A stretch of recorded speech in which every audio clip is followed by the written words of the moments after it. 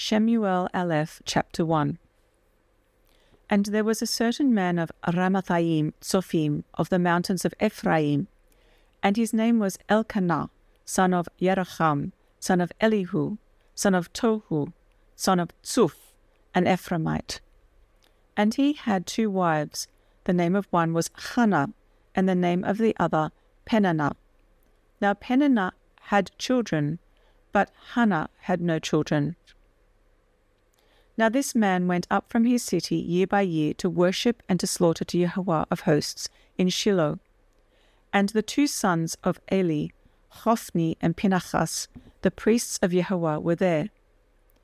And when the day came from Elkanah to make a slaughtering, he gave portions to Peninnah, his wife, and to all her sons and daughters. But although he loved Hannah, he only gave 1 portion to Hannah, because Yahweh had shut up her womb. Moreover, her rival also provoked her greatly, to make her irritable, because Yahweh had shut up her womb.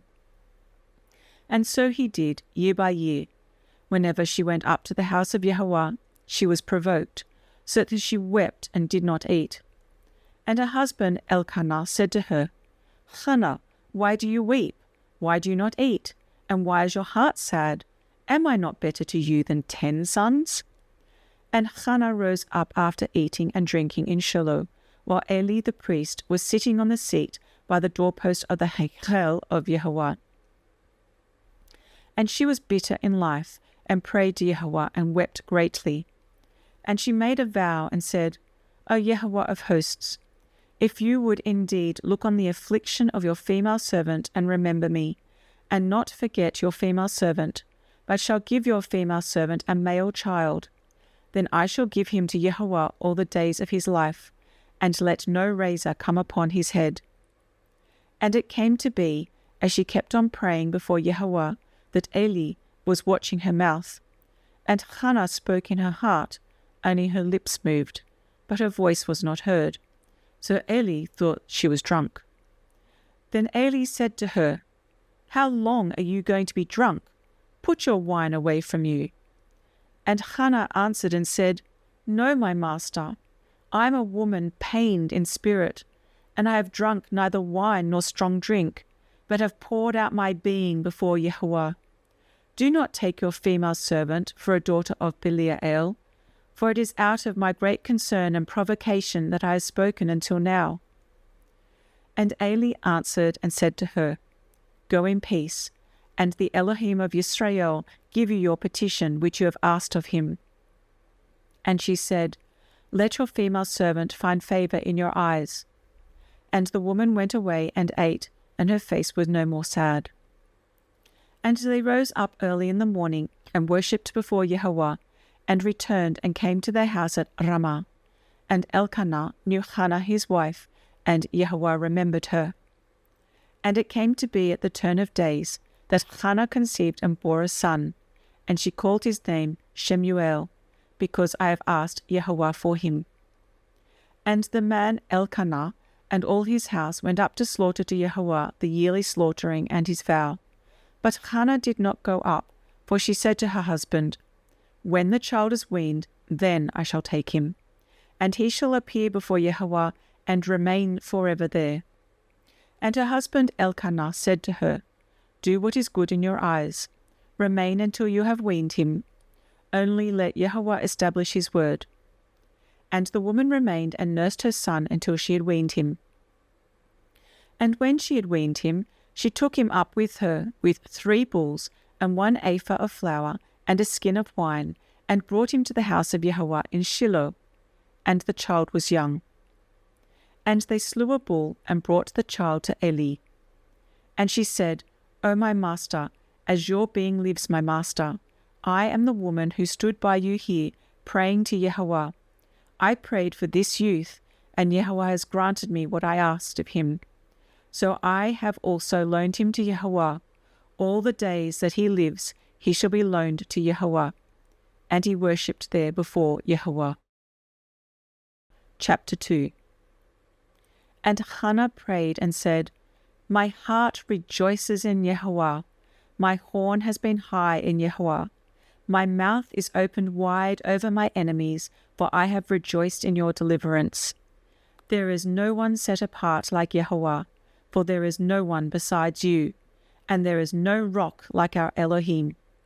Do not multiply words so proudly. Let no arrogance come from your mouth. For Yehovah is an ale of knowledge, and by him deeds are weighed. Bows of the mighty are broken, and those who stumble shall be girded with strength. The satisfied have hired themselves out for bread, and the hungry have ceased. Even the barren has borne 7, and she who has many children pines away. Yehovah puts to death and makes alive. He brings down to Sheol and raises up. Yehovah makes poor and makes rich. He brings low and lifts up. He raises the poor from the dust. He lifts the needy from the dunghill to sit with princes and make them inherit a throne of esteem. For the supports of the earth belong to Yehovah, and he has set the world upon them. He guards the feet of his lovingly committed ones, but the wrong are silent in darkness. For man does not become mighty by power. Those who oppose Yehovah are shattered. From the heavens he thunders against them.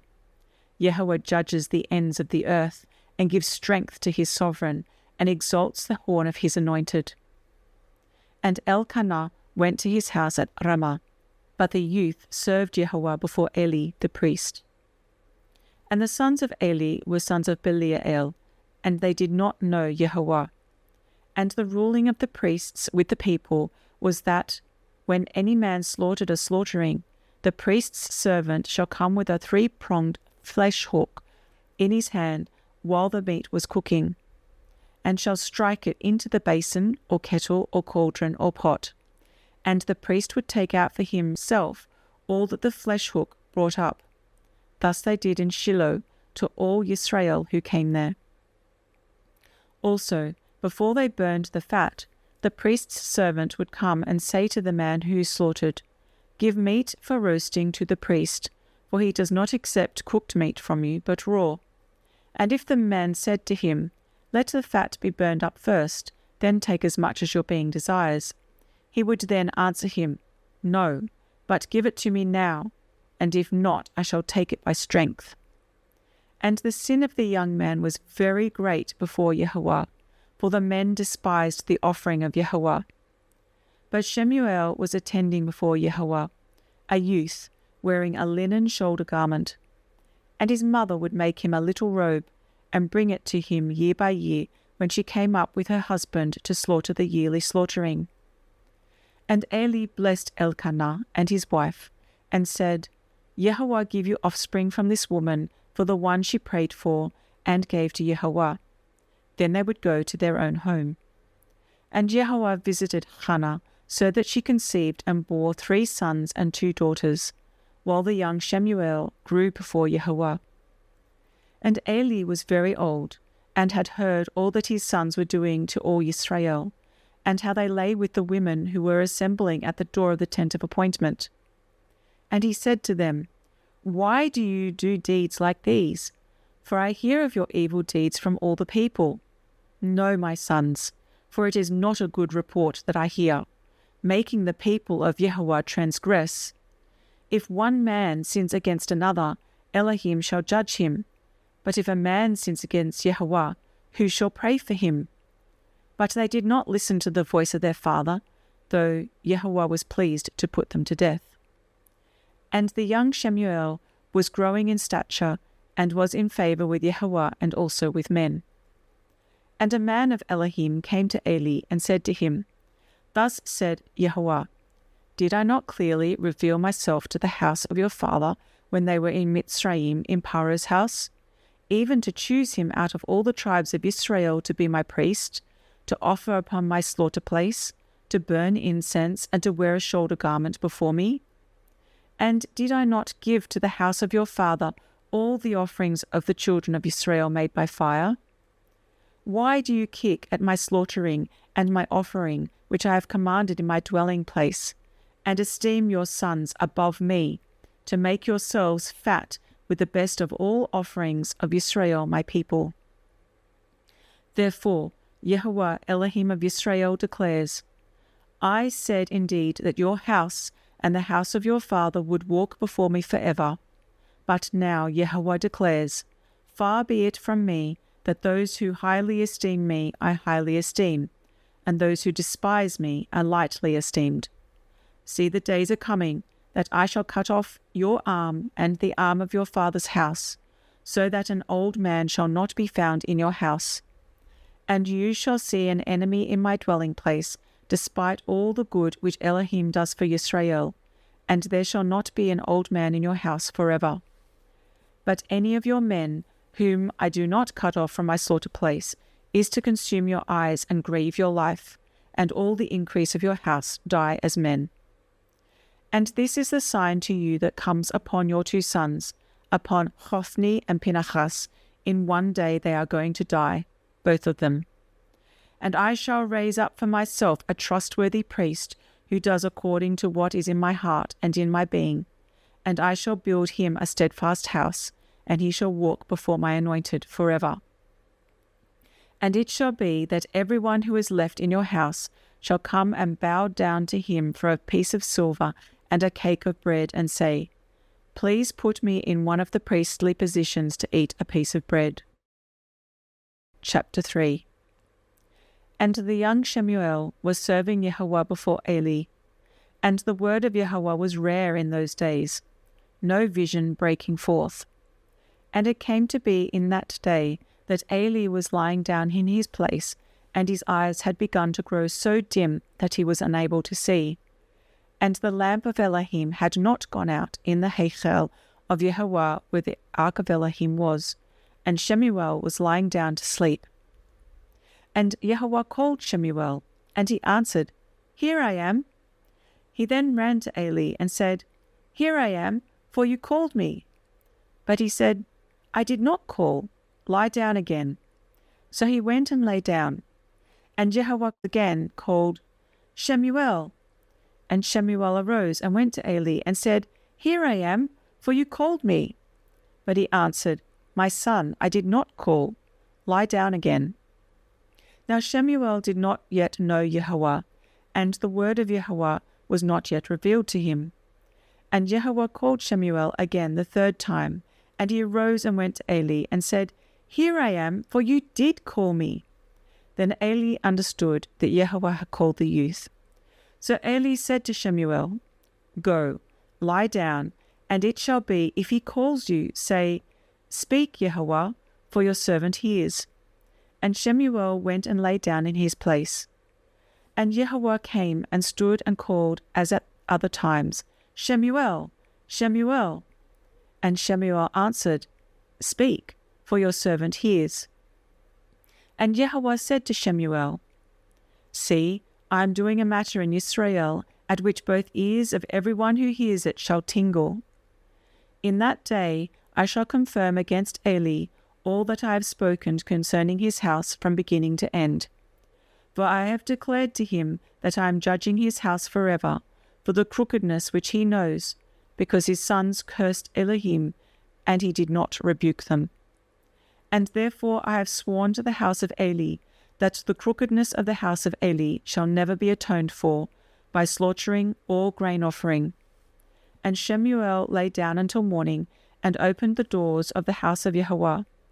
And Shemu'e was afraid to report the vision to Eli.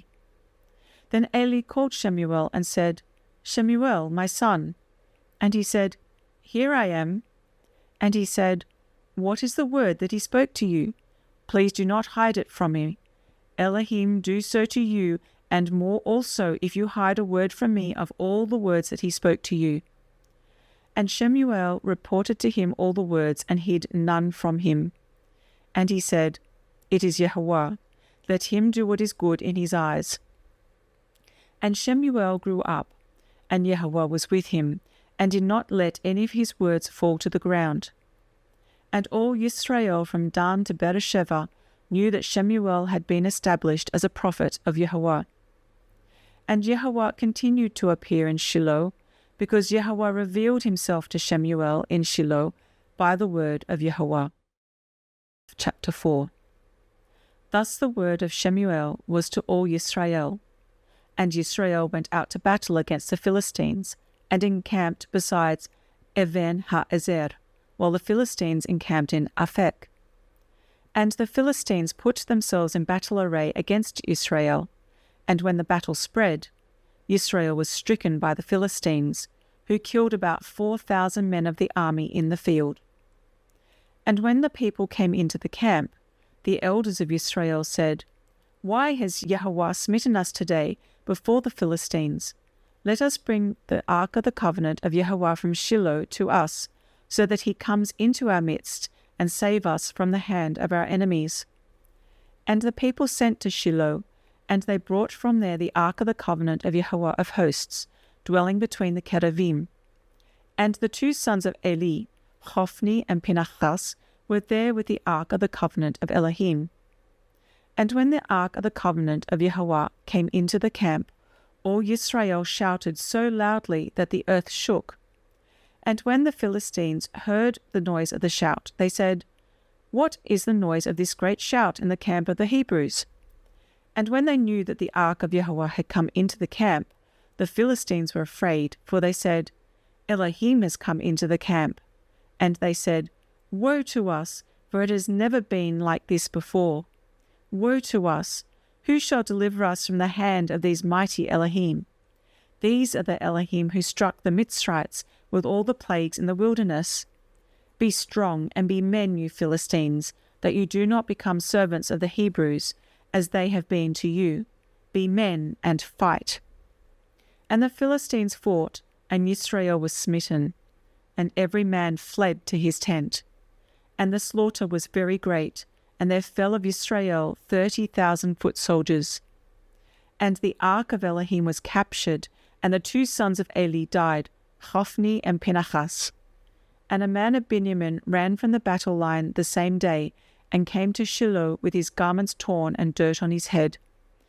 And he came in and saw Eli sitting on a seat by the wayside watching, for his heart trembled for the ark of Elohim. And the man came into the city and reported it, and all the city cried out. And Eli heard the noise of the outcry and said, "What is the noise of this uproar?" And the man came hastily and informed Eli. Now Eli was 98 years old, and his eyes were so dim that he was unable to see. And the man said to Eli, "I am he who came from the battle, and I fled today from the battle line." And he said, "What was the matter, my son?" And the messenger answered and said, "Israel has fled before the Philistines, and there has been a great slaughter among the people, and your two sons have died, Hophni and Phinehas, and the ark of Elohim has been captured." And it came to be, when he made mention of the ark of Elohim, that Eli fell off the seat backward by the side of the gate, and his neck was broken, and he died, for the man was old and heavy. And he ruled Israel 40 years. And his daughter-in-law, Phinehas' wife, was pregnant, about to bear. And when she heard the news that the ark of Elohim was captured, and that her father-in-law and her husband were dead, she bowed herself and gave birth, because her pains came upon her. And about the time of her death, the woman who stood by her said to her, "Do not fear, for you have borne a son." But she did not answer, nor did she set her heart to it. And she called the child Ichavod, saying, "The esteem has departed from Israel, because the ark of Elohim was taken, and because her father-in-law and her husband." And she said, "The esteem has departed from Israel, for the ark of Elohim was taken." Chapter 5. And the Philistines took the ark of Elohim, and brought it from Even ha-Ezer to Ashdod. And the Philistines took the ark of Elohim, and brought it into the house of Dachon, and set it by Dachon. And the Ashdodites rose early in the morning, and saw Dachon fallen on its face to the ground before the ark of Yahweh. So they took Dachon, and put it in its place again. And they arose early the next morning, and saw Dachon fallen on its face to the ground before the ark of Yahweh, and the head of Dachon and the palms of its hands cut off on the threshold, Only Dachon itself was left of it. That is why to this day the priests of Dachon and all who come into Dachon's house do not tread on the threshold of Dachon in Ashdod. But the hand of Yahweh was heavy on the Ashdodites, and he wasted them and struck them with tumors, Ashdod and its borders. And when the men of Ashdod saw this, they said, Let not the ark of Elohim of Israel remain with us, for his hand has been hard on us, and on Dachon our mighty one. Then they sent and gathered to them all the princes of the Philistines, and said, What do we do with the ark of the Elohim of Israel? And they answered, Let the ark of the Elohim of Israel be removed to Gath. And they removed the ark of the Elohim of Israel. And it came to be, after they removed it, that the hand of Yahweh was against the city with a very great destruction. And he struck the men of the city, from the least to the greatest, and tumors broke out on them. Then they sent the ark of Elohim to Ekron, and it came to be, as the ark of Elohim came to Ekron, that the Ekronites cried out, saying, They have removed the ark of the Elohim of Israel to us, to kill us and our people. And they sent and gathered together all the princes of the Philistines, and said, Send away the ark of Elohim of Israel, and let it return to its own place, so that it does not kill us and our people. For there had come a deadly destruction throughout all the city. The hand of Elohim was very heavy there. And the men who did not die were stricken with tumors, and the cry of the city went up to the heavens. Chapter 6. And the ark of Yahweh was in the field of the Philistines for 7 new moons. And the Philistines called for the priests and the diviners, saying, What do we do with the ark of Yahweh? Let us know with what we should send it to its place. And they said, If you send away the ark of the Elohim of Israel, do not send it empty, but you shall certainly return it to him with a guilt offering. Then you are going to be healed, and it shall be known to you why his hand does not turn aside from you. And they said, What is the guilt offering which we return to him?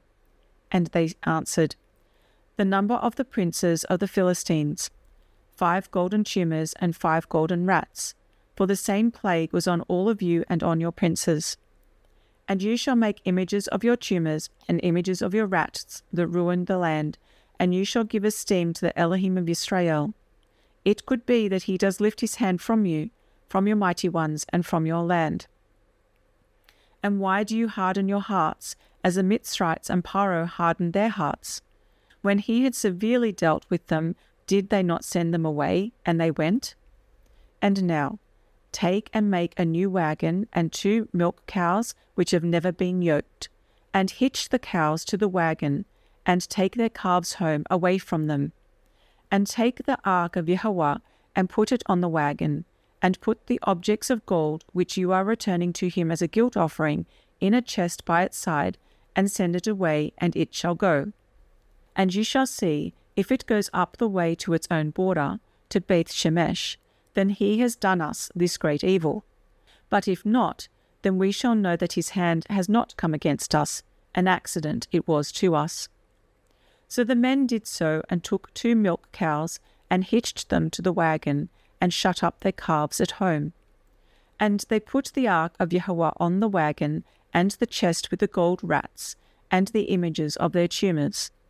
And the cows went straight for the way to Beth Shemesh, and went along the highway, bellowing as they went, and did not turn aside right or left. And the princes of the Philistines went after them to the border of Beth Shemesh. And they of Beth Shemesh were reaping their wheat harvest in the valley. And they lifted their eyes and saw the ark, and rejoiced to see it. And the wagon came into the field of Yehoshua of Beth Shemesh, and stood there. And there was a great stone. So they split the wood of the wagon, and offered the cows as an ascending offering to Yahweh. And the Levites took down the ark of Yahweh, and the chest that was with it, in which were the objects of gold, and put them on the great stone. And the men of Beth Shemesh offered ascending offerings, and slaughtered slaughterings the same day to Yahweh. And when the 5 princes of the Philistines saw it, they returned to Ekron the same day. And these are the gold tumors which the Philistines returned as a guilt offering to Yahweh: one for Ashdod, one for Azar, one for Ashkelon, one for Gath, one for Ekron. And the gold rats, by the number of all the cities of the Philistines belonging to the 5 princes, both walled cities and country villages, even as far as the great meadow on which they placed the ark of Yahweh, remain to this day in the field of Yehoshua of Beth Shemesh. And he struck among the men of Beth Shemesh, for they had looked into the ark of Yahweh. He struck among the people 70 men, and the people mourned because Yahweh struck among the people a great smiting. And the men of Beth Shemesh said, Who is able to stand before this set-apart Yahweh Elohim? And to whom shall he go from us? And they sent messengers to the inhabitants of Kiriath Yearim, saying, The Philistines have brought back the ark of Yahweh. Come down, take it up to you. Chapter 7. And the men of Kiriath Yearim came and took the ark of Yahweh, and brought it into the house of Avinadav on the hill, and set Eleazar his son to guard the ark of Yahweh. And it came to be, from the day that the ark remained in Kiriath Yearim, that the time increased. It came to be 20 years, and all the house of Israel lamented after Yahweh. And Shemu'e spoke to all the house of Israel, saying, If you return to Yahweh with all your hearts, then put away the foreign mighty ones and Ashtaroth from among you, and prepare your heart for Yahweh and serve him only, so that he delivers you from the hand of the Philistines. And the children of Israel put away the Baals and Ashtaroth, and served Yahweh only. And Shemu'e said, Gather all Yisrael to Mitzpah, and let me pray to Yahweh for you. And they gathered to Mitzpah, and drew water, and poured it out before Yahweh. And they fasted that day, and said there, We have sinned against Yahweh. And Shemu'e rightly ruled the children of Israel at Mitzpah. And when the Philistines heard that the children of Israel had gathered together at Mitzpah, the princes of the Philistines went up against Israel, and the children of Israel heard of it, and were afraid of the Philistines. And the children of Israel said to Shemu'e, Do not cease to cry out to Yahweh Elohim for us, that he would save us from the hand of the Philistines. And Shemu'e took a suckling lamb, and offered it as an ascending offering, completely to Yahweh. And Shemu'e cried out to Yahweh for Yisrael, and Yahweh answered him. And it came to be, as Shemu'e offered up the ascending offering, the Philistines drew near to battle against Israel. But Yahweh thundered with a great noise on that day on the Philistines, and troubled them, and they were smitten before Israel. And the men of Israel went out from Mitzpah, and pursued the Philistines, and struck them as far as below Beth-kar. And Shemu'e took a stone and set it up between Mitzpah and Shen, and called its name Even ha-Ezer, saying, Thus far Yahweh has helped us. Thus the Philistines were humbled, and no longer came into the border of Israel. And the hand of Yahweh was against the Philistines all the days of Shemu'e. And the cities which the Philistines had taken from Israel were returned to Israel, from Ekron to Gath. And Israel recovered its border from the hands of the Philistines, and there was peace between Israel and the Amorites. And Shemu'e rightly ruled Israel all the days of his life, and each year he made the rounds of Bethel, and Gilgal, and Mitzpah, and rightly ruled Israel in all those places. Then he returned to Ramah, for his home was there, and there he rightly ruled Israel, and there he built a slaughter place to Yahweh. Chapter 8. And it came to be, when Shemu'e was old, that he made his sons rulers over Israel. And the name of his firstborn was Yoel, and the name of his second, Aviyah, rulers in Beersheba. But his sons did not walk in his ways, and turned aside after their own gain, and took bribes and twisted right ruling. And all the elders of Israel gathered together and came to Shemu'e at Ramah, and said to him, Look, you are old, and your sons do not walk in your ways. Now appoint for us a sovereign to rule us like all the nations. But the word was evil in the eyes of Shemu'e when they said, Give us a sovereign to rule us. So Shemu'e prayed to Yahweh. And Yahweh said to Shemu'e, Listen to the voice of the people in all that they say to you, for they have not rejected you, but they have rejected me from reigning over them. According to all the works which they have done since the day that I brought them out of Mitzrayim, even to this day, forsaking me and serving other mighty ones, so they are doing to you too.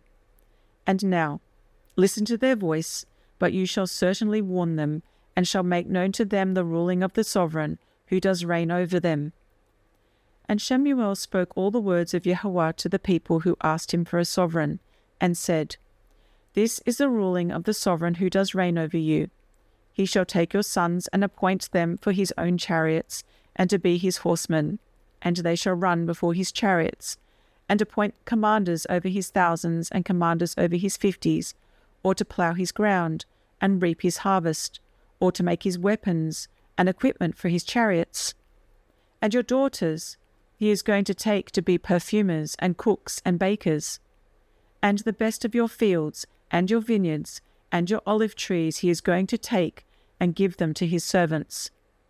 And 1/10 of your grain and your vintage he is going to take and give it to his officers and servants.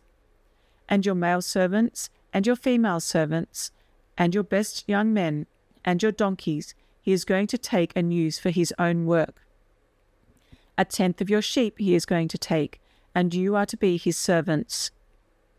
And you shall cry out in that day because of your sovereign whom you have chosen for yourselves, but Yahweh is not going to answer you in that day.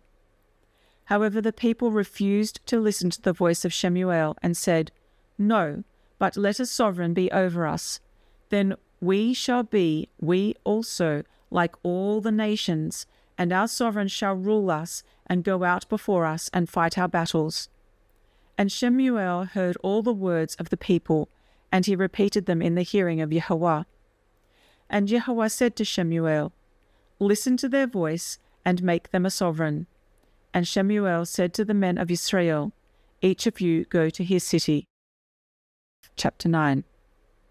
And there was a man of Benjamin, whose name was Kish, son of Aviel, son of Seror, son of Bechorath, son of Aphiach, a Benjamite, a mighty man of power.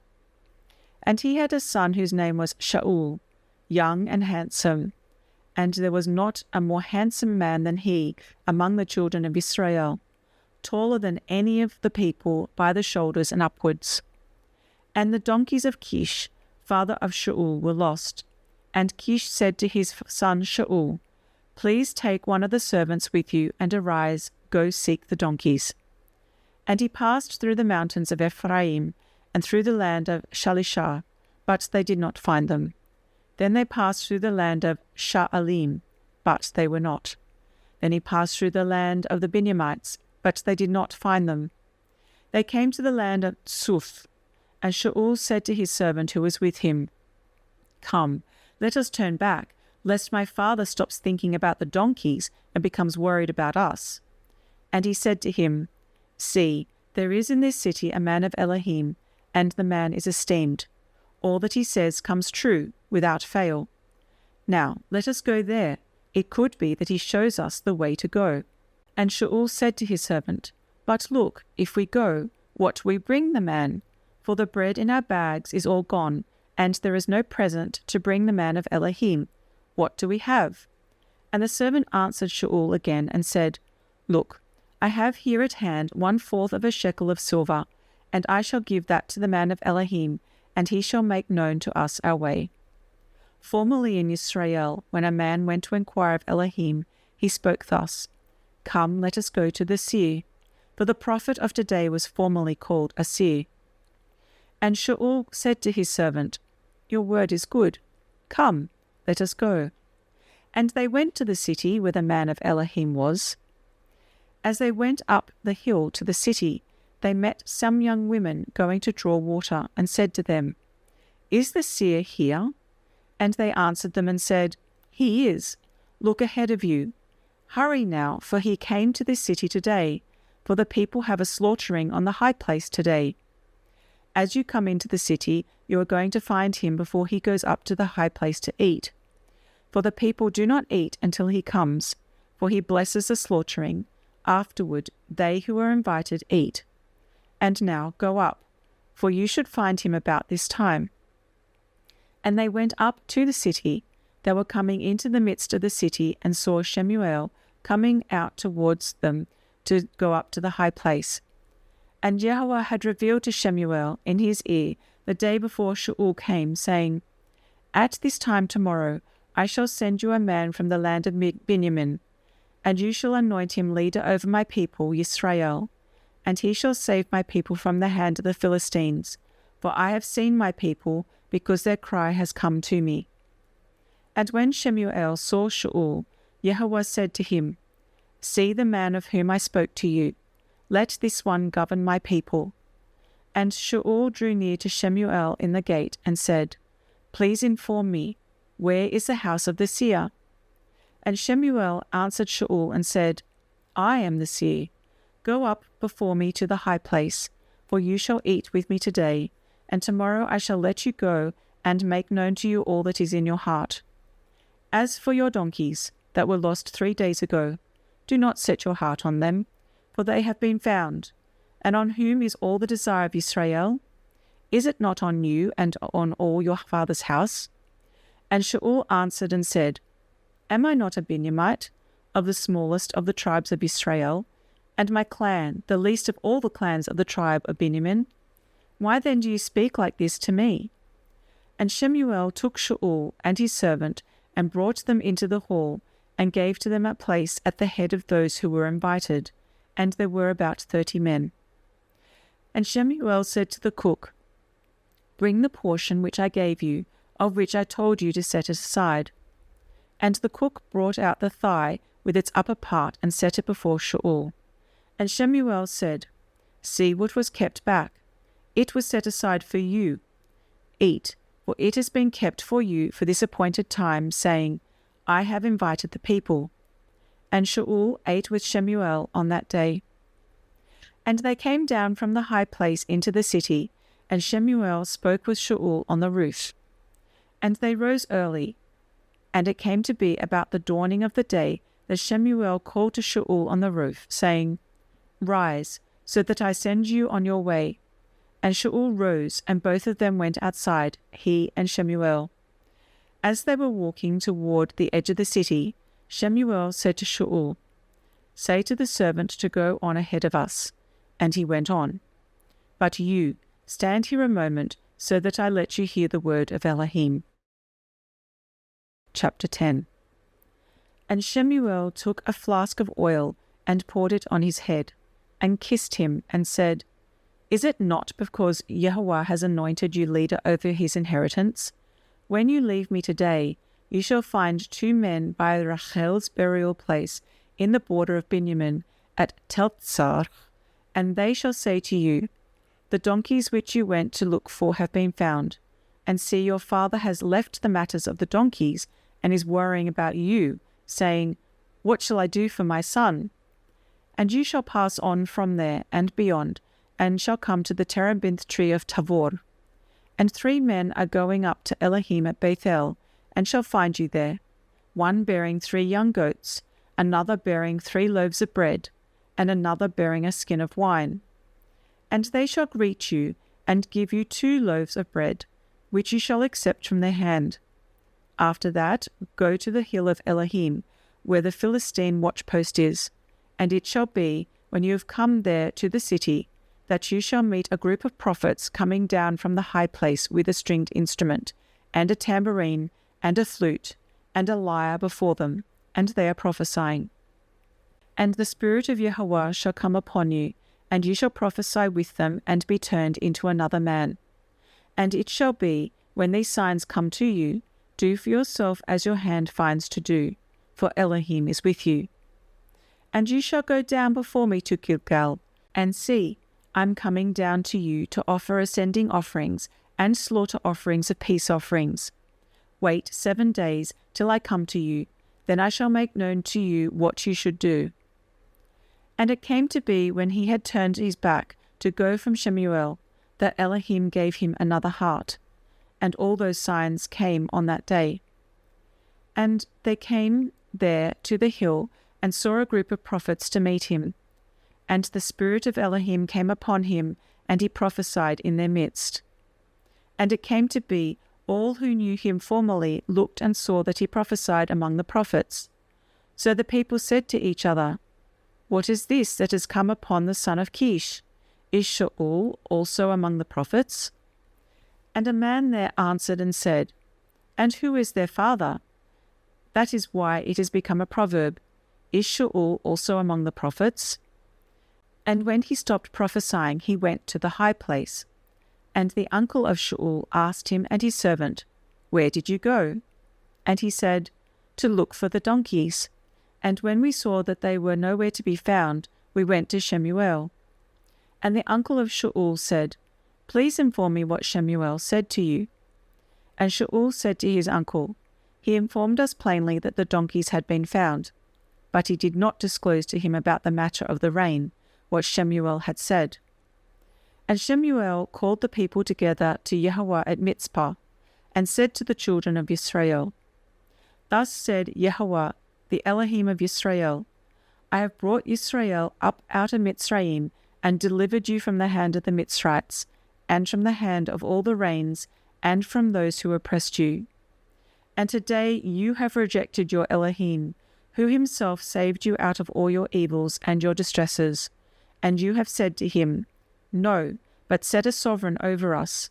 And now, present yourselves before Yahweh by your tribes and by your clans. And Shemu'e brought near all the tribes of Israel, and the tribe of Benjamin was taken. Then he brought near the tribe of Benjamin by their clans, and the clan of Matri was taken. And Shaul, son of Kish, was taken. And when they sought him, he could not be found. And they asked again of Yahweh, Has the man come here yet? And Yahweh answered, See, he has hidden by the baggage. And they ran and brought him from there, and he stood in the midst of the people, and he was taller than any of the people from his shoulders and upwards. And Shemu'e said to all the people, Do you see him whom Yahweh has chosen, that there is no one like him among all the people? And all the people shouted and said, Let the sovereign live. And Shemu'e declared to the people the rulings of the reign, and wrote it in a book, and placed it before Yahweh. And Shemu'e sent all the people away, each to his house. And Shaul went to his house too, to give up. And with him went brave men, whose hearts Elohim had touched. But the sons of Belial said, What? Does this one save us? And they despised him, and brought him no presents, but he kept silent. Chapter 11. And Nachash the Ammonite came up and camped against Yavesh Gilead. And all the men of Yavesh said to Nachash, Make a covenant with us, and we shall serve you. Then Nachash the Ammonite answered them, For this I make a covenant with you, that I dig out all your right eyes, and I shall bring a reproach on all Israel. And the elders of Yavesh said to him, Leave us alone for 7 days, so that we send messengers to all the borders of Israel, and then, if there is no one to save us, we shall come out to you. And the messengers came to Giv'ah of Shaul, and spoke the words in the hearing of the people. And all the people lifted up their voices and wept. And look, Shaul was coming behind the herd from the field. And Shaul said, Why are the people weeping? And they related to him the words of the men of Yavesh. And the spirit of Elohim came upon Shaul mightily as he heard these words, and his displeasure burned greatly. And he took a yoke of cattle, and cut them in pieces, and sent them throughout all the border of Israel by the hands of messengers, saying, Whoever does not go out with Shaul and Shemu'e to battle, let this be done to his cattle. And the fear of Yahweh fell on the people, and they came out as one man. And he mustered them in Bezek, and the children of Israel were 300,000, and the men of Yehudah 30,000. And they said to the messengers who came, Say this to the men of Yavesh Gilead, Tomorrow, by the time the sun is hot, you shall have help. Then the messengers came and informed the men of Yavesh, and they rejoiced. So the men of Yavesh said, Tomorrow we come out to you, and you shall do to us whatever seems good to you. And it came to be on the next day that Shaul put the people in 3 companies. And they came into the midst of the camp in the morning watch, and struck Ammon until the heat of the day. And it came to be that those left were scattered, so that no 2 of them were left together. And the people said to Shemu'e, Who said, Shall Shaul reign over us? Bring the men, so that we put them to death. But Shaul said, No man is put to death this day, for today Yahweh has wrought deliverance in Israel. And Shemu'e said to the people, Come, and let us go to Gilgal and renew the reign there. And all the people went to Gilgal, and there they set up Shaul to reign before Yahweh in Gilgal, and there they slaughtered slaughterings of peace offerings before Yahweh. And there Shaul rejoiced, and all the men of Israel very greatly. Chapter 12. And Shemu'e said to all Israel, Look, I have listened to your voice in all that you said to me, and have set a sovereign over you. And now, look, the sovereign is walking before you, and I am old and grey. And look, my sons are with you, and I have walked before you from my youth to this day. Look, here I am, witnessed against me before Yahweh and before his anointed. Whose ox have I taken, or whose donkey have I taken, or whom have I oppressed? Whom have I abused, or from whose hand have I received any bribe with which to blind my eyes? Then I restore it to you. And they said, You have not oppressed us or abused us, nor have you taken any bribe for anyone's hand. So he said to them, Yahweh is witness against you, and his anointed is witness today, that you have found naught in my hand. And they answered, He is witness. And Shemu'e said to the people, It is Yahweh who appointed Moshe and Aaron, and who brought your fathers up from the land of Mitzrayim. And now, stand still, so that I judge you before Yahweh concerning all the righteous acts of Yahweh, which he did to you and to your fathers. When Yaakov had come to Mitzrayim, and your fathers cried out to Yahweh, then Yahweh sent Moshe and Aaron, who brought your fathers out of Mitzrayim, and made them dwell in this place. But they forgot Yahweh their Elohim, so he sold them into the hand of Sisera, commander of the army of Hatzor, and into the hand of the Philistines, and into the hand of the sovereign of Moab, and they fought against them. And they cried out to Yahweh and said, We have sinned, because we have forsaken Yahweh, and served the Baals and the Ashtaroth. And now deliver us from the hand of our enemies, and we serve you. And Yahweh sent Yerubbaal, and Bethan, and Yiftach, and Shemu'e, and delivered you out of the hand of your enemies round about, and you dwelt in safety. And when you saw that Nahash, sovereign of the children of Ammon, came against you, you said to me, No, but let a sovereign reign over us, when Yahweh your Elohim was your sovereign. And now, here is the sovereign whom you have chosen, and whom you have asked. And see, Yahweh has set a sovereign over you. If you fear Yahweh and shall serve him and obey his voice, and not rebel against the command of Yahweh, then both you and the sovereign who reigns over you shall follow Yahweh your Elohim. But if you do not obey the voice of Yahweh, and shall rebel against the mouth of Yahweh, then the hand of Yahweh shall be against you, as it was against your fathers. And now, stand and see this great matter which Yahweh does before your eyes. Is today not the wheat harvest? Let me call to Yahweh, so that he sends thunder and rain. Know then and see that your evil is great, which you have done in the eyes of Yahweh, in asking for yourselves a sovereign. And Shemu'e called to Yahweh, and Yahweh sent thunder and rain that day, and all the people greatly feared Yahweh and Shemu'e. And all the people said to Shemu'e, Pray for your servants to Yahweh your Elohim, that we do not die, for we have added to all our sins this evil of asking for ourselves a sovereign. And Shemu'e said to the people, Do not fear, you have done all this evil. Only do not turn aside from following Yahweh, and you shall serve Yahweh with all your heart. and do not turn aside after worthless matters which do not profit or deliver, for they are worthless. For Yahweh would not cast away his people for his great name's sake, seeing it has pleased Yahweh to make you his people. Also, as for me, far be it from me that I should sin against Yahweh in ceasing to pray for you. But I shall teach you the good and straight way. Only fear Yahweh, and you shall serve him in truth with all your heart, for consider what marvels he has done for you.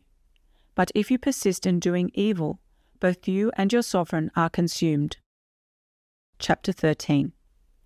Shaul was years old when he began to reign, and when he had reigned 2 years over Yisrael, Shaul chose for himself 3,000 men of Yisrael, and 2,000 with Shaul in Michmash, and in the mountains of Bethel, and 1,000 were with Jonathan at Giv'ah of Binyamin, and the rest of the people he sent away, each to his tent. And Jonathan struck the watchpost of the Philistines that was in Giv'ah, and the Philistines heard of it. And Shaul blew with a shofar throughout all the land, saying, Let the Hebrews hear. And all Yisrael heard the news that Shaul had stricken a watchpost of the Philistines, and also that Yisrael had become a stench to the Philistines. And the people were summoned to Shaul at Gilgal. And the Philistines gathered to fight Yisrael, 30,000 chariots and 6,000 horsemen, and people as numerous as the sand on the seashore. And they came up and encamped at Michmash, east of Beth Awen. And the men of Yisrael saw that they were in trouble, for the people were distressed, and the people hid in caves, and in thorny bushes, and in rocks, and in holes, and in pits. And some Hebrews passed over the Yarden to the land of Galv and Gilad, but Shaul was still in Gilgal, and all the people followed him, trembling. And he waited for 7 days according to the appointment with Shemu'e. But Shemu'e did not come to Gilgal, and the people were scattered from him. And Shaul said, Bring an ascending offering and peace offerings here to me. And he offered the ascending offering. And it came to be, as he finished offering the ascending offering, look, Shemu'e came. And Shaul went out to meet him, to bless him. Then Shemu'e said, What have you done? And Shaul said, Because I saw that the people were scattered from me, and that you did not come within the days appointed, and that the Philistines gathered at Michmash. So I said, The Philistines are going to come down on me at Gilgal, and I have not appeased the face of Yahweh. So I felt compelled and offered an ascending offering. And Shemu'e said to Shaul, You have been foolish. You have not guarded the command of Yahweh your Elohim, which he commanded you. For now Yahweh would have established your reign over Yisrael forever. But now your reign is not going to stand. Yahweh shall seek for himself a man after his own heart, and Yahweh shall command him to be leader over his people, because you have not guarded what Yahweh commanded you. And Shemu'e arose and went up from Gilgal to Giv'ah of Binyamin. And Shaul mustered the people who were present with him, about 600 men. And Shaul and Jonathan his son, and the people who were present with them, remained in Giv'ah of Binyamin, while the Philistines camped at Michmash. And from the camp of the Philistines, raiders went out in 3 companies.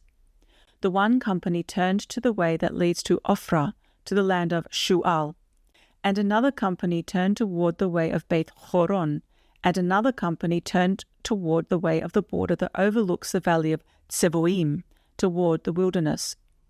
Now no blacksmith could be found in all the land of Yisrael, for the Philistines said, Lest the Hebrews make swords or spears. And all Yisrael went down to the Philistines, each one to sharpen his plowshare, and his mattock, and his axe, and his sickle.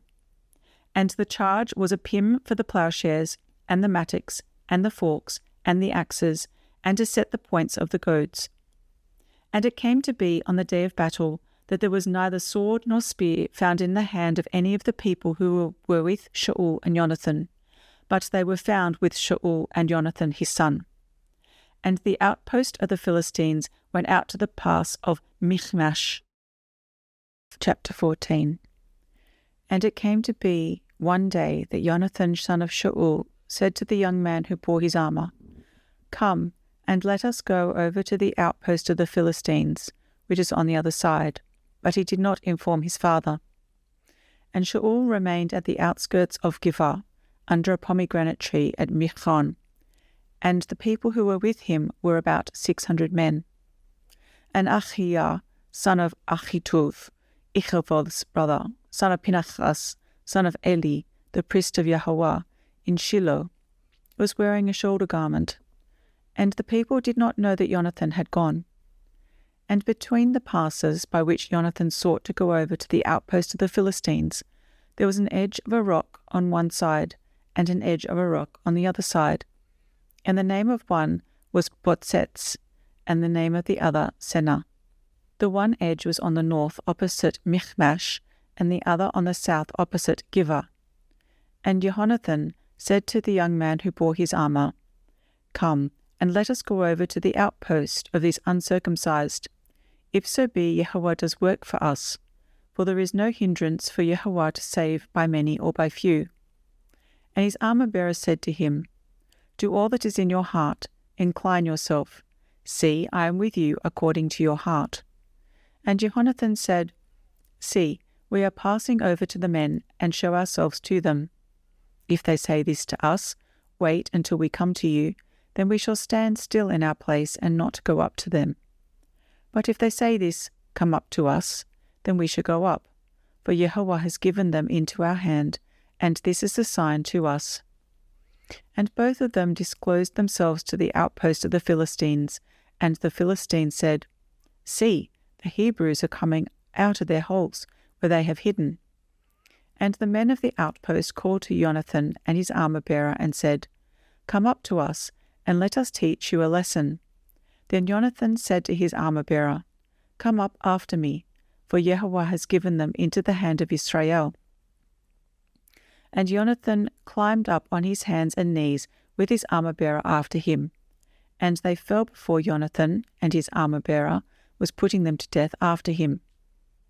And that first smiting which Jonathan and his armor-bearer struck was about 20 men, in about half an acre of land.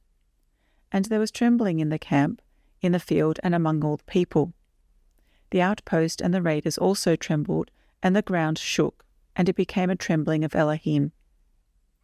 And the watchmen of Shaul in Giv'ah of Benjamin looked and saw the crowd melting away, and they went here and there.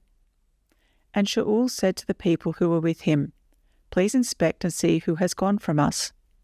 So they inspected and saw that Jonathan and his armor-bearer were missing. And Shaul said to Achiah, "Bring the ark of Elohim here." For the ark of Elohim was with the children of Israel on that day. And it came to be, while Shaul talked to the priest, that the noise which was in the camp of the Philistines went on and became great.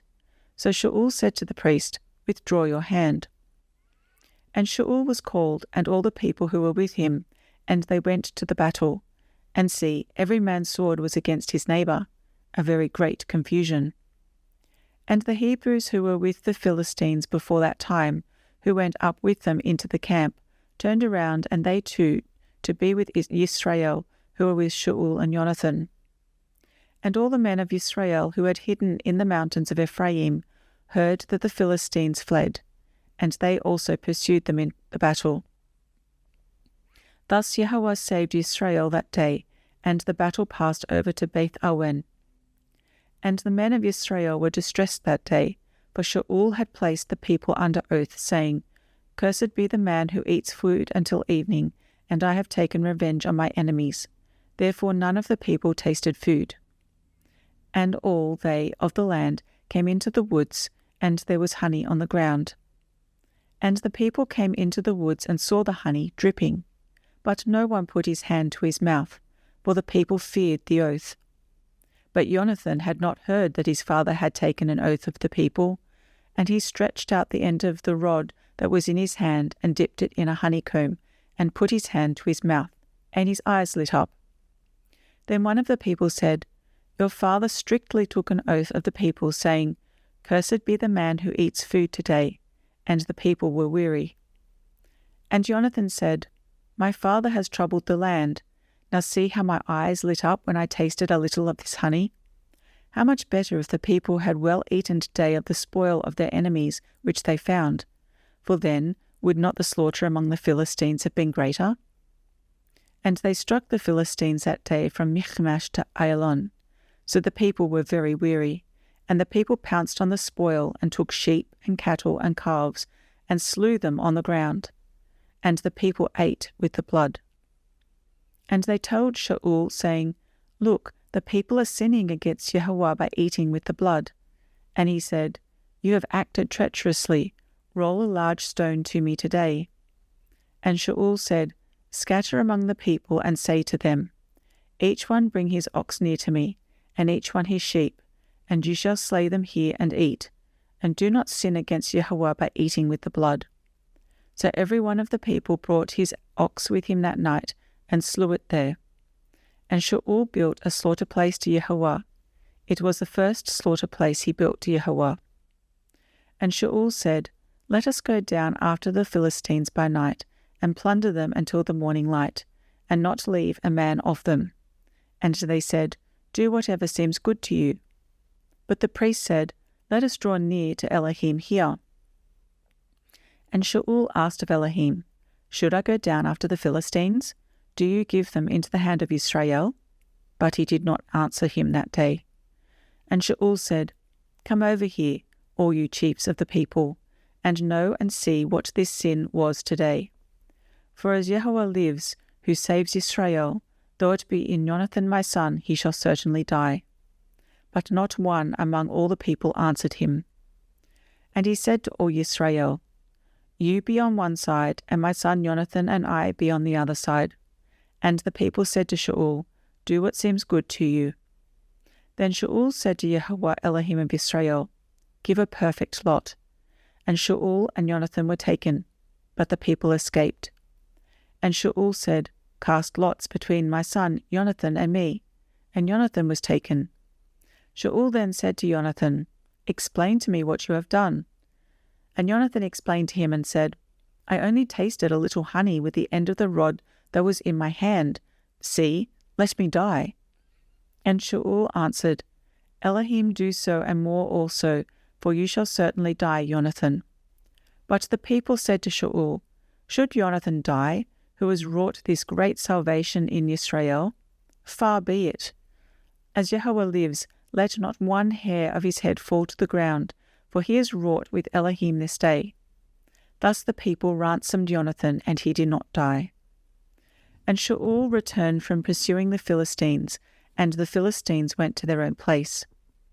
And Shaul took the reign over Israel, and fought against all his enemies round about, against Moab, and against the children of Ammon, and against Edom, and against the sovereigns of Tzovah, and against the Philistines. And wherever he turned, he inflicted punishment. And he gathered an army and struck the Amalekites, and delivered Israel from the hands of those who plundered them. And the sons of Shaul were Jonathan, and Yishwi, and Malchishua, and the names of his 2 daughters were these, the name of the firstborn, Merav, and the name of the younger, Michael. And the name of Shaul's wife was Achinoam, the daughter of Achimaatz, and the name of the commander of his army was Avner, son of Ner, uncle of Shaul. And Kish was the father of Shaul, and Ner, the father of Avner, was the son of Aviel. And there was tough fighting against the Philistines all the days of Shaul. And when Shaul saw any mighty man or any brave man, he took him for himself. Chapter 15. And Shemu'e said to Shaul, Yahweh sent me to anoint you sovereign over his people, over Israel. And now listen to the voice of the words of Yahweh. Thus said Yahweh of hosts, I shall punish Amalek for what he did to Israel, how he set himself against him on the way when he came up from Mitzrayim. Now go, and you shall strike Amalek, and put under the ban all that he has. And you shall not spare them, and put to death from man to woman, from infant to nursing child, from ox to sheep, from camel to donkey. Then Shaul summoned the people and mustered them in Te'alim, 200,000 foot soldiers and 10,000 men of Yehudah. And Shaul came to a city of Amalek and lay in wait in the wadi. And Shaul said to the Canaanites, Go, turn aside, come down from among the Amalekites, lest I destroy you with them. For you did show loving commitment to all the children of Israel when they came up out of Mitzrayim. So the Canaanites turned aside from the midst of the Amalekites. And Shaul struck the Amalekites from Hawilah all the way to Shur, which is before Mitzrayim. And he caught Achach, sovereign of the Amalekites, alive, and put under the ban all the people with the edge of the sword. But Shaul and the people spared Achach and the best of the sheep, and the cattle, and the fatlings, and the lambs, and all that was good, and would not put them under the ban. But all goods despised and worthless, that they put under the ban. And the word of Yahweh came to Shemu'e, saying, I am grieved that I have set up Shaul as sovereign, for he has turned back from following me, and has not performed my words. And it displeased Shemu'e, and he cried to Yahweh all night. And Shemu'e rose early in the morning to meet Shaul, and it was told to Shemu'e, saying, Shaul went to Carmel, and see, he set up a monument for himself, then turned and passed over, and went down to Gilgal. And Shemu'e came to Shaul, and Shaul said to him, Blessed are you of Yahweh, I have performed the word of Yahweh. But Shemu'e said, What then is this bleating of the sheep in my ears, and the lowing of cattle which I hear? And Shaul said, They have brought them from Amalek, because the people spared the best of the sheep and the cattle to slaughter Yahweh your Elohim, and the rest we have put under the ban. And Shemu'e said to Shaul, Wait, and let me declare to you what Yahweh said to me last night. And he said to him, Speak. And Shemu'e said, Though you were little in your own eyes, were you not head of the tribes of Israel? And did not Yahweh anoint you sovereign over Israel? And Yahweh sent you on the way and said, Go, and you shall put under the ban the sinners, the Amalekites, and fight against them until they are consumed. And why did you not obey the voice of Yahweh, but swooped down on the spoil, and did evil in the eyes of Yahweh? And Shaul said to Shemu'e, I did obey the voice of Yahweh, and I went on the way on which Yahweh sent me, and brought back Achach, sovereign of Amalek, and I put Amalek under the ban. But the people took of the spoil, of the sheep and cattle, the best of that which should have been put under the ban, to slaughter to Yahweh your Elohim in Gilgal. Then Shemu'e said, Does Yahweh delight in ascending offerings and slaughterings, as in obeying the voice of Yahweh? Look, to obey is better than a slaughtering, to heed is better than the fat of rams. For rebellion is as the sin of divination, and stubbornness is as wickedness and idolatry. Because you have rejected the word of Yahweh, he also does reject you as sovereign. And Shaul said to Shemu'e, I have sinned, for I have transgressed the mouth of Yahweh and your words, because I feared the people and listened to their voice.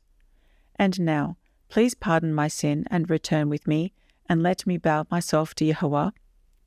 But Shemu'e said to Shaul, I do not return with you, for you have rejected the word of Yahweh, and Yahweh does reject you from being sovereign over Israel. And as Shemu'e turned around to go away, Shaul took hold of the edge of his robe, and it tore. And Shemu'e said to him, Yahweh has torn the reign of Israel from you today, and has given it to a neighbor of yours better than you. Moreover, the eminence of Israel does not lie nor relent, for he is not a man that he should relent. Then he said, I have sinned, but esteem me now, please, before the elders of my people and before Israel, and return with me, and I shall bow myself to Yahweh your Elohim.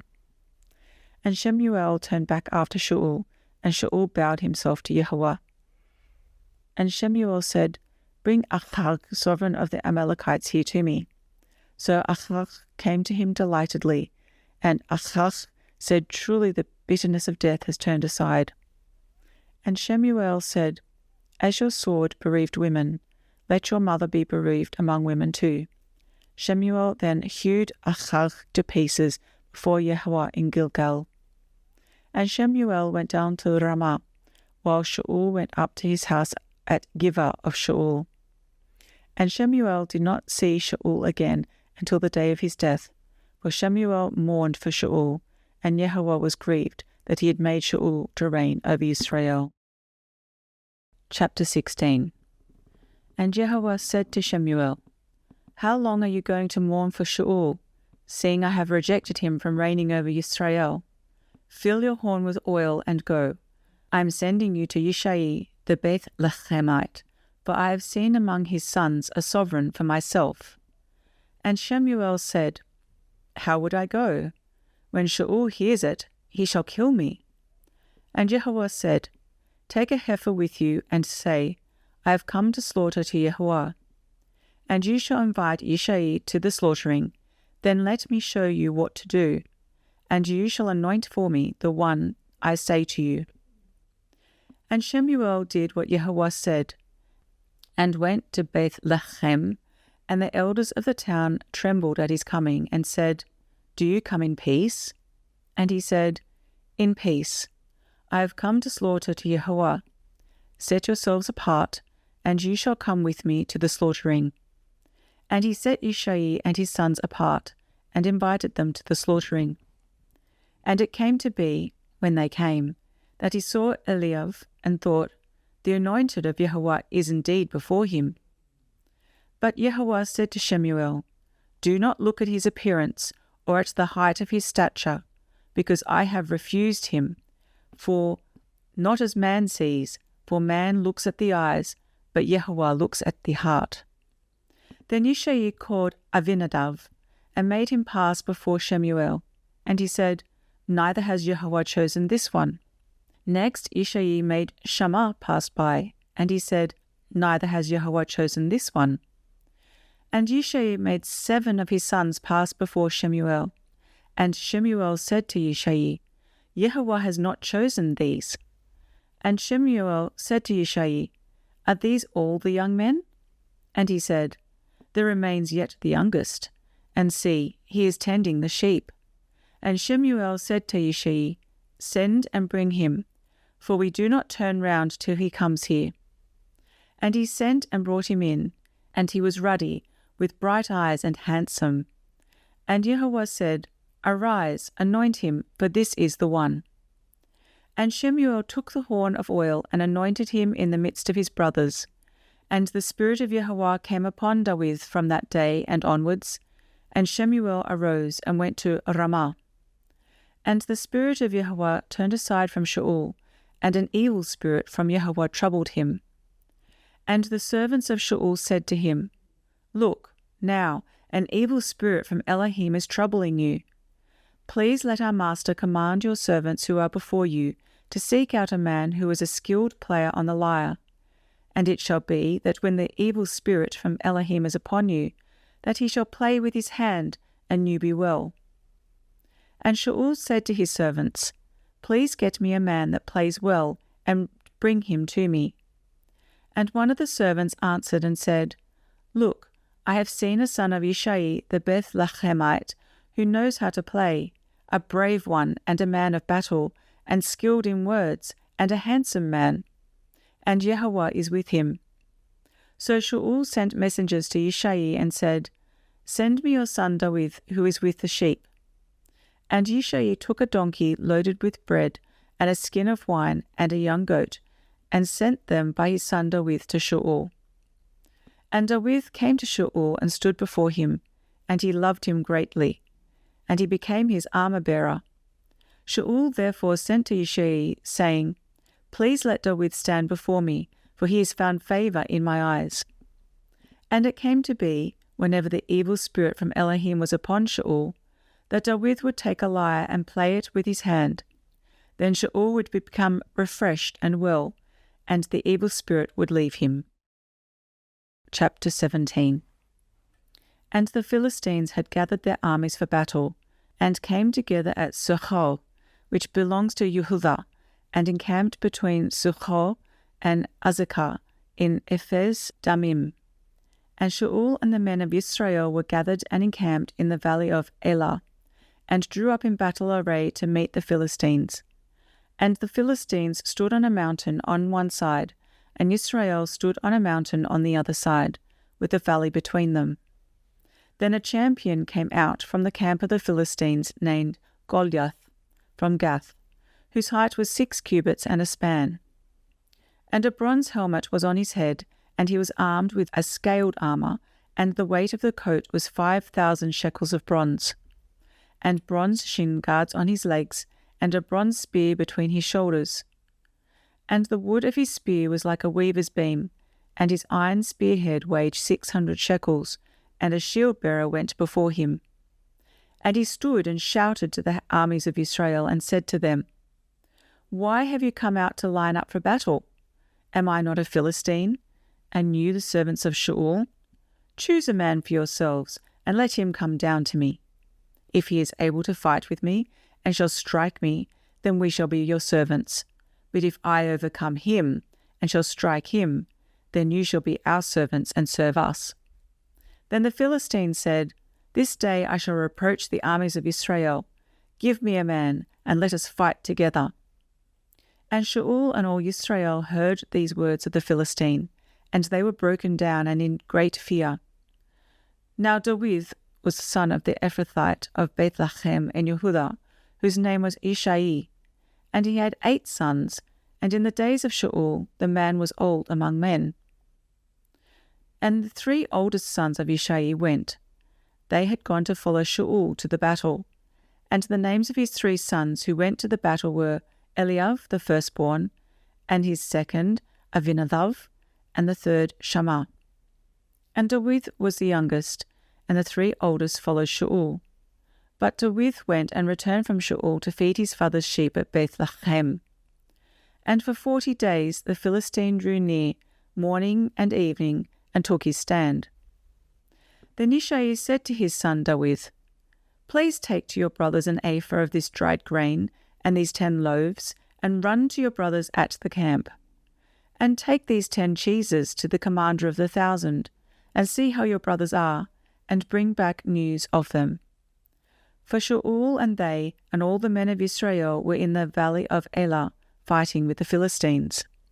And David rose up early in the morning, and left the sheep with a herdsman, and took and went as Ishai had commanded him. And he came to the camp as the army was going out to the fight, and they shouted for the battle. And Israel and the Philistines drew up in battle array, army against army. And David left his supplies in the hand of the keeper of the supplies, and ran to the army, and came and greeted his brothers. And he was speaking with them, and saw the champion, the Philistine of Gath, Goliath by name, coming up from the armies of the Philistines. And he spoke according to the same words, and David heard. And all the men of Israel, when they saw the man, ran from him and were in great fear. And the men of Israel said, Have you seen this man who has come up? For he has come up to reproach Israel. And it shall be that the man who strikes him, the sovereign is going to enrich him with great riches, and give him his daughter, and give his father's house exemption in Israel. And David spoke to the men who stood by him, saying, What shall be done for the man who strikes this Philistine, and shall take away the reproach from Israel? For who is this uncircumcised Philistine, that he should reproach the armies of the living Elohim? And the people answered him according to this word, saying, This is what is done for the man who strikes him. And Eliav, his oldest brother, heard when he spoke to the men. And Eliav's displeasure burned against David, and he said, Why did you come down here? And with whom have you left those few sheep in the wilderness? I know your pride and the evil of your heart, for you have come down to see the battle. And David said, Now what have I done? Was it not but a word? And he turned around from him toward another and said the same word. And these people answered him a word like the first word. And when the words which David spoke were heard, they reported them to Shaul, and he sent for him. And David said to Shaul, Let no man's heart fail because of him. Your servant is going, and shall fight with this Philistine. And Shaul said to David, You are not able to go against this Philistine to fight with him, for you are but a youth, and he is a man of battle from his youth." Then David said to Shaul, "Your servant has been tending sheep for his father, and when a lion or bear came and took a lamb out of the flock, I went out after it and struck it and rescued it from its mouth. And when it rose against me, I took hold of it by its beard and struck it and killed it. Your servant has stricken both lion and bear, and this uncircumcised Philistine shall be like one of them, seeing he has reproached the armies of the living Elohim." And David said, "Yehovah, who delivered me from the paw of the lion and from the paw of the bear, he does deliver me from the hand of this Philistine." And Shaul said to David, "Go, and Yehovah be with you." And Shaul dressed David with his garments, and he put a bronze helmet on his head, and put a coat of armour on him. And David girded his sword over his garments, and began to go, but he had not tried them. Then David said to Shaul, "I am not able to go with these, for I have not tried them." So David took them off. And he took his staff in his hand, and chose for himself 5 smooth stones from the wadi, and put them in a shepherd's bag, in a pouch which he had, and his sling was in his hand. And he drew near to the Philistine. And the Philistine came and began drawing near to David, and the man who bore the shield went before him. And when the Philistine looked about and saw David, he despised him, for he was a youth, and ruddy and of handsome appearance. And the Philistine said to David, "Am I a dog, that you come to me with sticks?" And the Philistine cursed David by his mighty ones. And the Philistine said to David, "Come to me, and I give your flesh to the birds of the heavens and the beasts of the field." But David said to the Philistine, "You come to me with a sword, and with a spear, and with a javelin, but I come to you in the name of Yehovah of hosts, the Elohim of the armies of Israel, whom you have reproached. This day Yehovah shall deliver you into my hand, and I shall strike you and take your head from you, and give the carcasses of the camp of the Philistines today to the birds of the heavens and the wild beasts of the earth, so that all the earth know that Elohim is for Israel. And all this assembly know that Yehovah does not save with sword and spear, for the battle belongs to Yehovah, and he shall give you into our hands." And it came to be, when the Philistine arose and came and drew near to meet David, that David hurried and ran toward the army to meet the Philistine.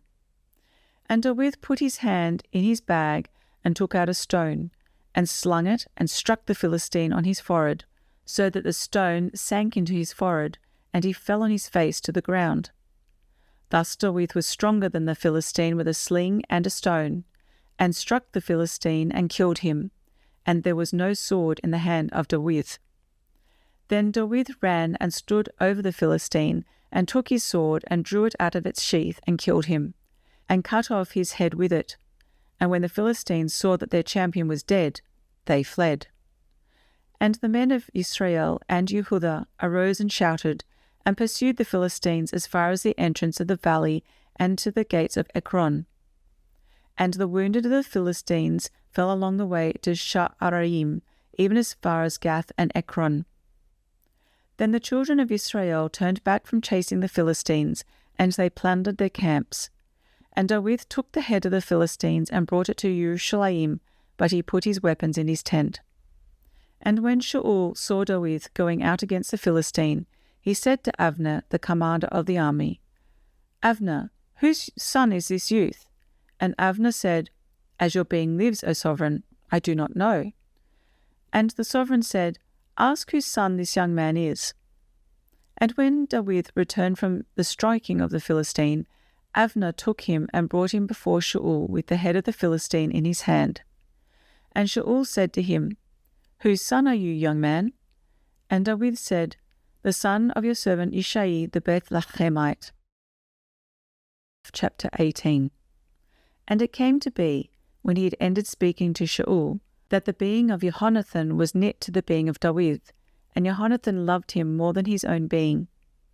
And Shaul took him that day, and would not let him return to his father's house any more. And Jehonathan and David made a covenant, because he loved him as his own being. And Jehonathan took off the robe that was on him and gave it to David, and his garments, even to his sword and his bow and his girdle. And David went out wherever Shaul sent him. He acted wisely, and Shaul set him over the men of battle, and it was right in the eyes of all the people, and also in the eyes of Shaul's servants.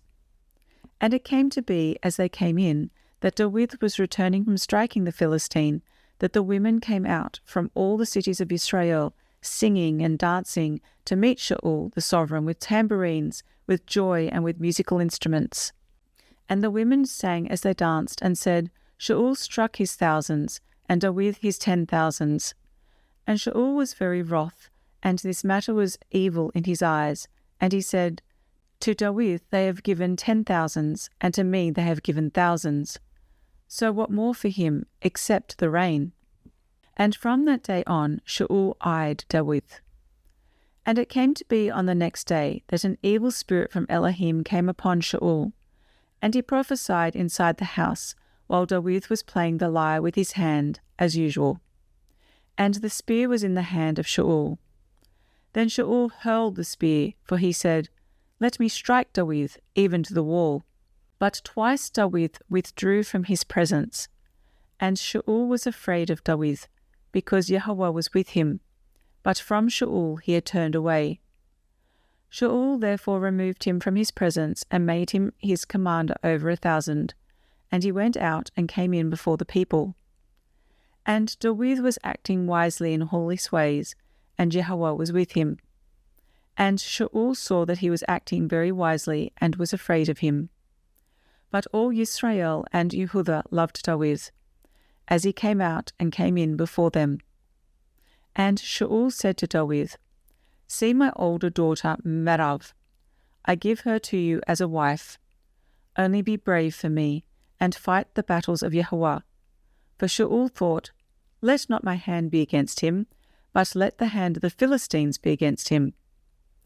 And David said to Shaul, Who am I, and what is my life or my father's clan in Israel, that I should be the son-in-law to the sovereign? And it came to be at the time when Merav, Shaul's daughter, should have been given to David, that she was given to Adriel, the Mecholathite, as a wife. And Michal, Shaul's daughter, loved David, and they told Shaul, and the matter was right in his eyes. And Shaul said, Let me give her to him, and let her be a snare to him, and the hand of the Philistines be against him. So Shaul said to David a second time, Become my son-in-law today. And Shaul commanded his servants, Speak to David gently, and say, See, the sovereign has delighted in you, and all his servants have loved you. And now, be the sovereign's son-in-law. And the servants of Shaul spoke these words in the hearing of David. And David said, Does it seem to you a small matter to be a sovereign's son-in-law, seeing I am a poor man and lightly esteemed? And the servants of Shaul told him, saying, David has spoken according to these words. And Shaul said, Say to David, The sovereign has no delight in any payment for the bride, but 100 foreskins of the Philistines, to take vengeance on the sovereign's enemies. But Shaul intended to have David fall by the hand of the Philistines. And his servants declared these words to David, and it pleased David well to become the sovereign's son-in-law. And the days had not expired. And David arose and went, he and his men, and struck 200 men of the Philistines. And David brought their foreskins, and they set them before the sovereign, to become the sovereign's son-in-law. And Shaul gave him Michal his daughter as a wife. And Shaul saw and knew that Yahweh was with David, and Michal daughter of Shaul did love him. So then Shaul was still more afraid of David, and Shaul came to be an enemy of David all the days. And the prince of the Philistines went out to fight, and it came to be, whenever they went out, that David acted more wisely than all the servants of Shaul, so that his name came to be very precious. Chapter 19. And Shaul spoke to Jonathan his son, and to all his servants, to put David to death. But Jehonathan, Shaul's son, delighted much in David. And Jehonathan declared to David, saying, My father Shaul seeks to put you to death. And now, please be on your guard until morning, and dwell in secrecy and hide. And I myself shall go out and stand beside my father in the field where you are, and speak with my father about you, and shall see and shall let you know. And Jehonathan spoke well of David to Shaul his father, and said to him, Let not the sovereign sin against his servant, against David, because he has not sinned against you, and because his works have been very good toward you. For he took his life in his hands and struck the Philistine, and Jehovah wrought a great deliverance for all Israel. You saw it and rejoiced. Why then do you sin against innocent blood, to put David to death without cause? And Shaul listened to the voice of Jehonathan, and Shaul swore, As Jehovah lives, he does not die. Jehonathan then called David, and Jehonathan told him all these words. So Jehonathan brought David to Shaul, and he was in his presence as before. And there was fighting again, and David went out and fought with the Philistines, and struck them, a great smiting, and they fled before him. And an evil spirit from Jehovah came upon Shaul, as he sat in his house with his spear in his hand. And David was playing the lyre with his hand. And Shaul sought to strike the spear through David and into the wall. But he slipped away from the presence of Shaul, so he struck the spear into the wall, and David fled and escaped that night. And Shaul sent messengers to David's house to watch him, and to put him to death in the morning. And Michal, David's wife, informed him, saying, If you do not save your life tonight, tomorrow you are put to death. So Michal let David down through a window, and he went and fled and escaped. And Michal took the household idol, and laid it in the bed, and put a cover of goat's hair for his head, and covered it with a garment. And when Shaul sent messengers to take David, she said, He is sick.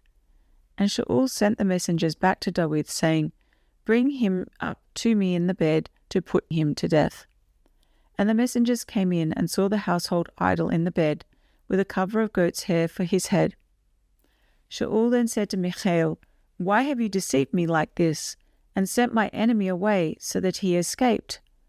And Michal answered Shaul, He said to me, Let me go, why should I put you to death? Now David fled and escaped, and went to Shemu'e at Ramah, and told him all that Shaul had done to him. And he and Shemu'e went and dwelt in Nawiz. And it was reported to Shaul, saying, See, David is in Nawiz in Ramah. And Shaul sent messengers to take David. And they saw the assembly of the prophets prophesying, and Shemu'e standing as leader over them. And the spirit of Elohim came upon the messengers of Shaul, and they also prophesied. And when Shaul was told, he sent other messengers, and they prophesied likewise. So Shaul sent messengers again, the third time, and they prophesied also. Then he himself went to Ramah, and came to the great well that is at Sechu. And he asked, and said, Where are Shemu'e and David? And one said, There in Nawiz in Ramah. So he went there to Nawiz in Ramah, and the spirit of Elohim was upon him too. And he went on and prophesied until he came to Nawiz in Ramah. And he also stripped off his garments and prophesied before Shemu'e, and lay down naked all that day and all that night. Therefore they say, Is Shaul also among the prophets? Chapter 20. And David fled from Nawiz in Ramah, and went and said to Jehonathan, What have I done? What is my crookedness? And what is my sin before your father, that he seeks my life? And Jehonathan said to him, Far be it, you are not going to die. See, my father does no big matter, nor small matter, without disclosing it to me. And why should my father hide this matter from me? It is not so.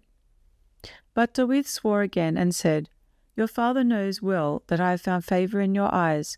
And he says, Do not let Jehonathan know this, lest he be grieved. But truly as Jehovah lives, and as your being lives, there is but a step between me and death.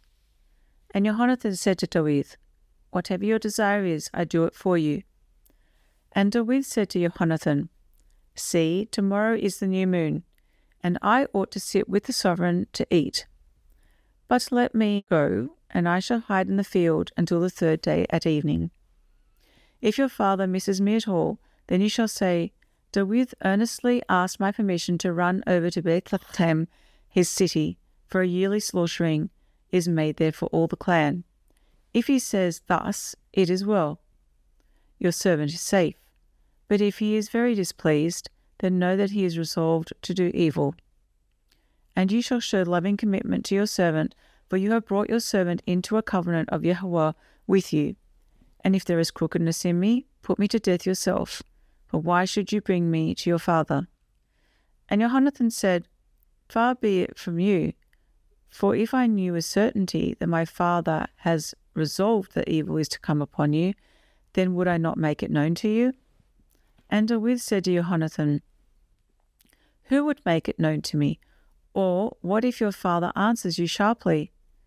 And Jonathan said to David, Come, and let us go out into the field. And they both went out into the field. And Jonathan said to David, Yahweh Elohim of Israel, be witness. When I search out my father sometime tomorrow, or the third day, and see that there is good towards David, and I do not send to you or disclose to you, so let Yahweh do so, and much more to Jonathan. And if it pleases my father to do you evil, then I shall disclose it to you and send you away, and you shall go in peace, and Yahweh be with you as he has been with my father. But show me the loving commitment of Yahweh, and not only will I still live, so that I do not die, and do not cut off your loving commitment from my house forever. No, be not when Yahweh has cut off every one of the enemies of David from the face of the earth. And Jonathan made a covenant with the house of David, saying, Yahweh shall require it at the hand of the enemies of David. And Jonathan again made David swear, because he loved him, for he loved him as he loved his own being.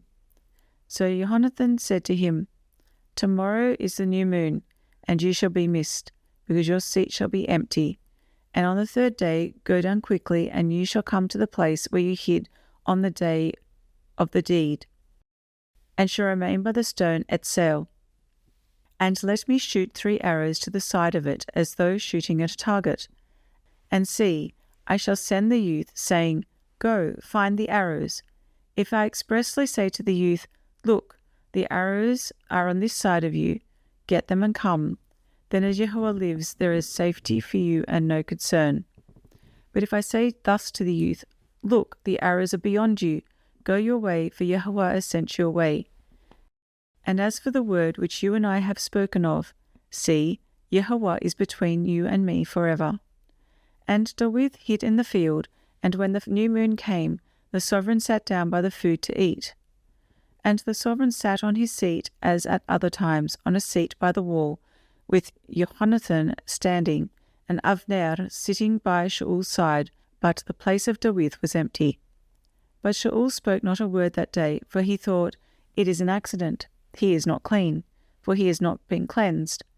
And on the next day, the second day of the new moon, that David's place was empty, and Shaul said to Jonathan his son, Why has the son of Yishai not come to eat, either yesterday or today?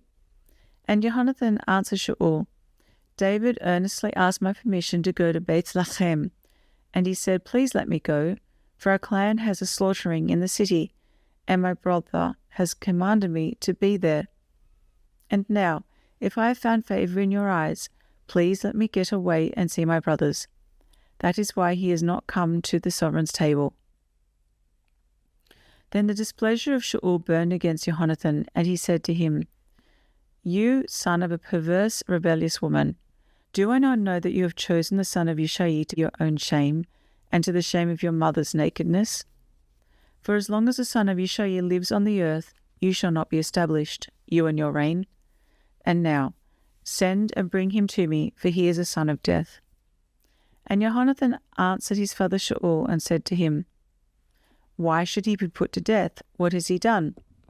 At that Shaul hurled a spear at him to smite him, but Jonathan knew that his father had resolved to put David to death.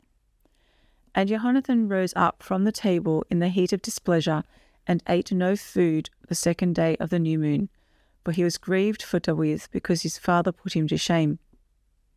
And it came to be in the morning that Jonathan went out into the field at the time appointed, and David and a small youth was with him. And he said to the youth, Now run, find the arrows which I shoot. And the youth ran, he shot an arrow beyond him. And when the youth came to the place where the arrow was, which Jonathan had shot, Jonathan called out after the youth and said, Is not the arrow beyond you? And Jonathan shouted after the youth, Make haste, hurry, do not stand still.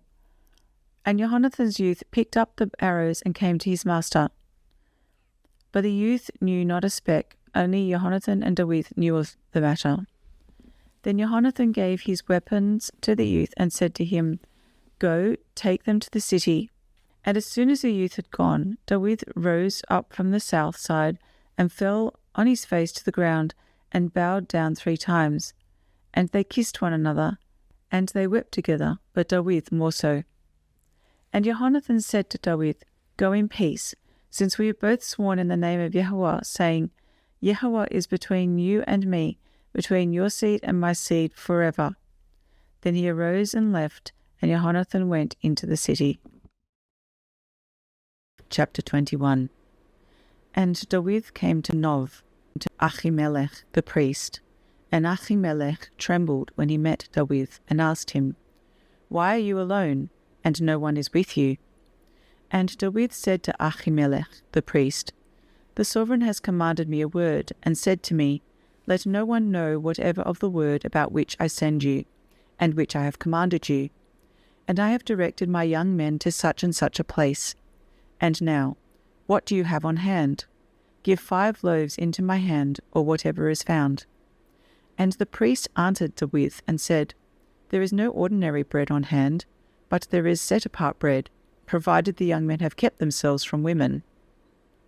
And David answered the priest and said to him, Truly, women have been kept from us about 3 days since I came out, and the vessels of the young men are set apart. And it is an ordinary mission, and also it was set apart in the vessel today. Then the priest gave him set-apart bread, for there was no bread there except the showbread, which had been taken from before Yahweh, in order to put hot bread in on the day it is taken away. Now one of the servants of Shaul was there that day, detained before Yahweh, and his name was Doeg, an Edomite, the chief of the herdsmen who belonged to Shaul. And David said to Ahimelech, Is there not here on hand a spear or a sword? For I have brought neither my sword nor my weapons with me, because the matter of the sovereign was urgent. And the priest said, The sword of Goliath, the Philistine, whom you struck in the valley of Elah, see, it is wrapped in a garment behind the shoulder garment. If you would take it, for there is none other except this one here. And David said, There is none like it. Give it to me. And David rose and fled that day from before Shaul, and went to Achish, the sovereign of Gath. But the servants of Achish said to him, Is this not David, the sovereign of the land? Did they not sing of him to each other in dances, saying, Shaul struck his thousands, and David his 10,000s? And David took these words to heart, and was very much afraid of Achish, the sovereign of Gath, and changed his behaviour before them, and feigned madness in their hands, and scratched on the doors of the gate, and let his saliva run down on his beard. Then Achish said to his servants, Look, you see the man is acting like a madman. Why do you bring him to me? Am I short of madmen, that you have brought this one to act as a madman near me? Should this one come into my house? Chapter 22. And David went from there and escaped to the cave of Adullam. And his brothers and all his father's house heard it, and went down to him there.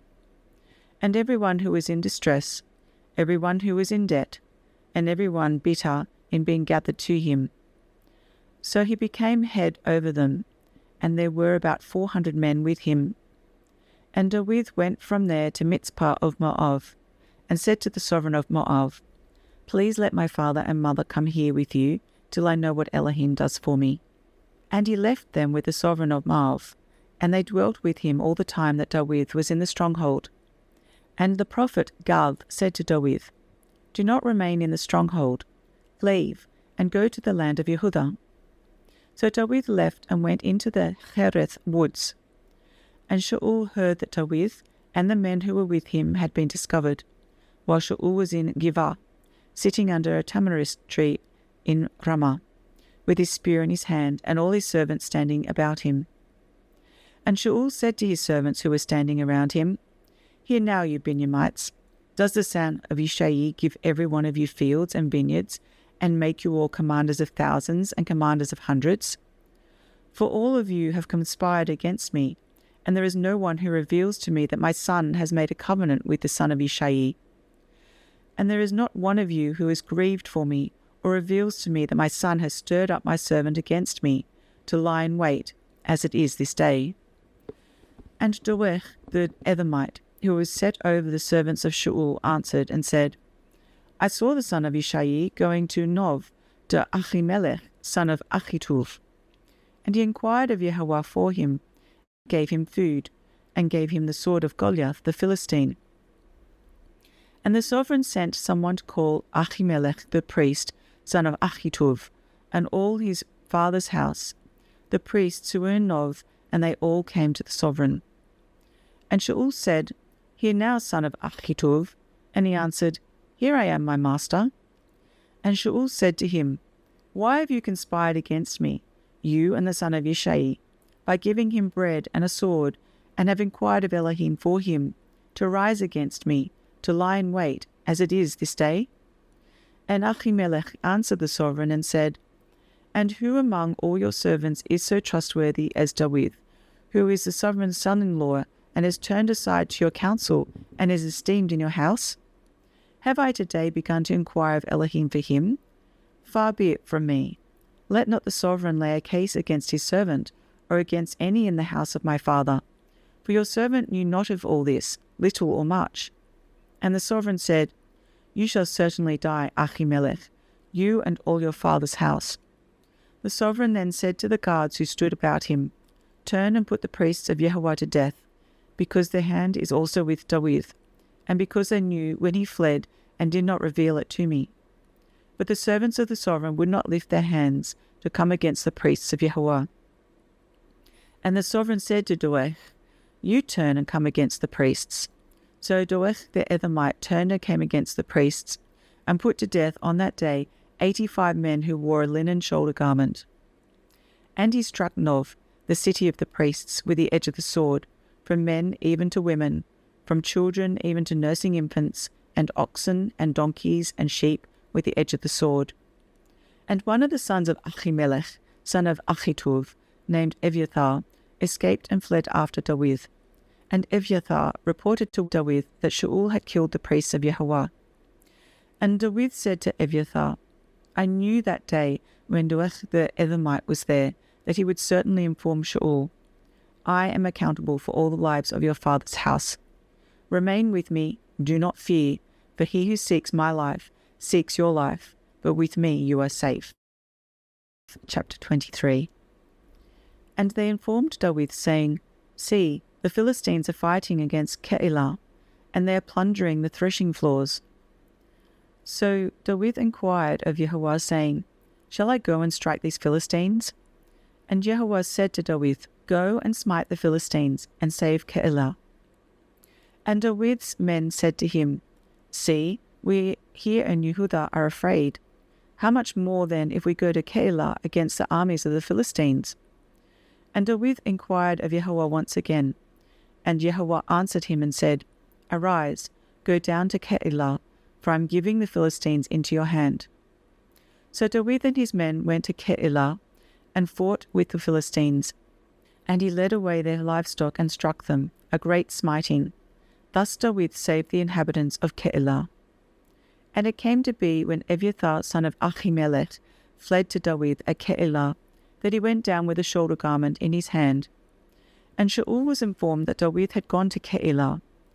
Then Shaul said, "Elohim has estranged him into my hand, for he has shut himself in by entering a town that has gates and bars." And Shaul summoned all the people to battle, to go down to Keilah to besiege David and his men. And David knew that Shaul was plotting evil against him, and said to Abiathar the priest, "Bring the shoulder garment here."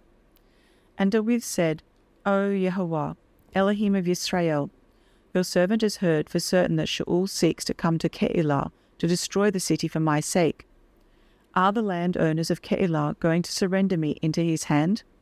Is Shaul coming down, as your servant has heard? O Yehovah, Elohim of Yisrael, I pray, let your servant know." And Yehovah said, "He is coming down." And David said, "Are the landowners of Keilah going to surrender me and my men into the hand of Shaul?" And Yehovah said, "They are going to surrender you."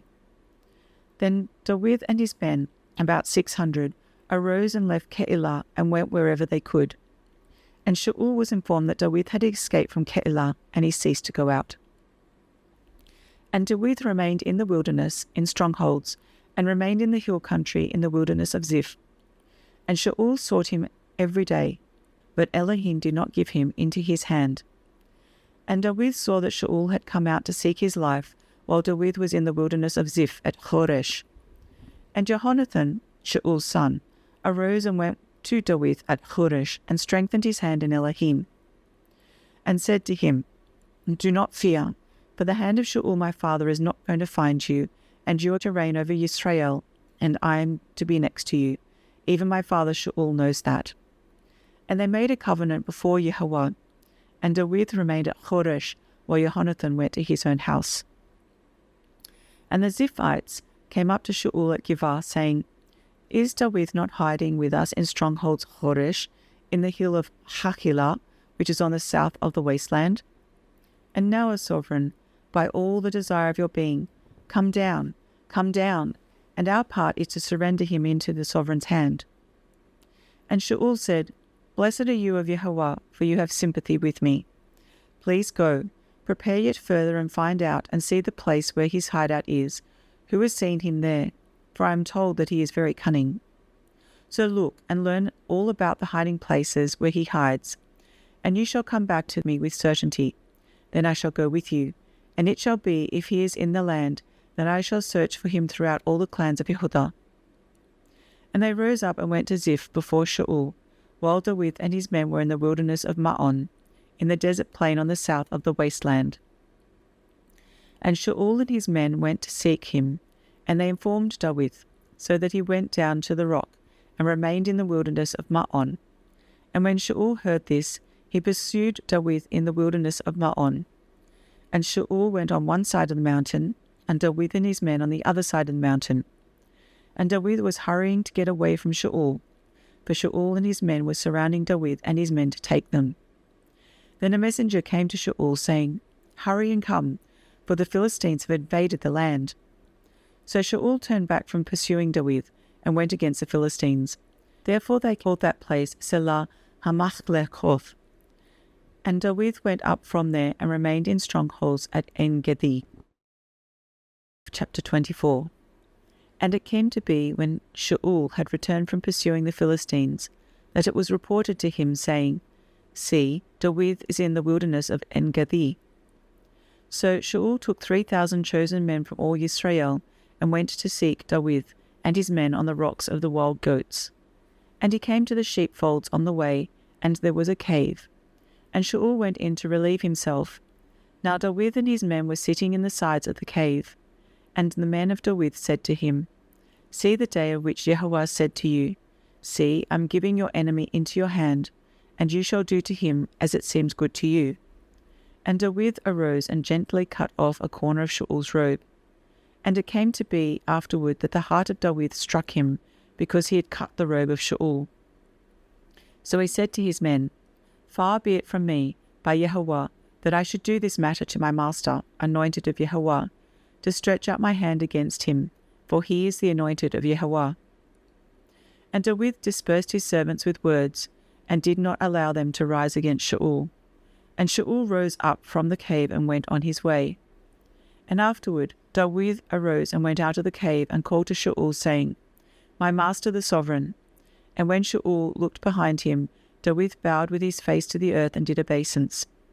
And David said to Shaul, "Why do you listen to the words of men who say, 'See, David seeks to do you evil'? See, this day your eyes have seen that Yahweh gave you today into my hand in the cave, and one said to kill you. But my eye pardoned you, and I said, I do not stretch out my hand against my master, for he is the anointed of Yahweh. And my father, see the corner of your robe in my hand. For in that I cut off the corner of your robe, and did not kill you. Know and see that there is neither evil nor rebellion in my hand, and I have not sinned against you, while you are hunting my life to take it. Let Yahweh judge between you and me, and let Yahweh revenge me on you, but my hand is not against you. As the proverb of the ancients says, wrong comes from the wrongdoer, but my hand is not against you.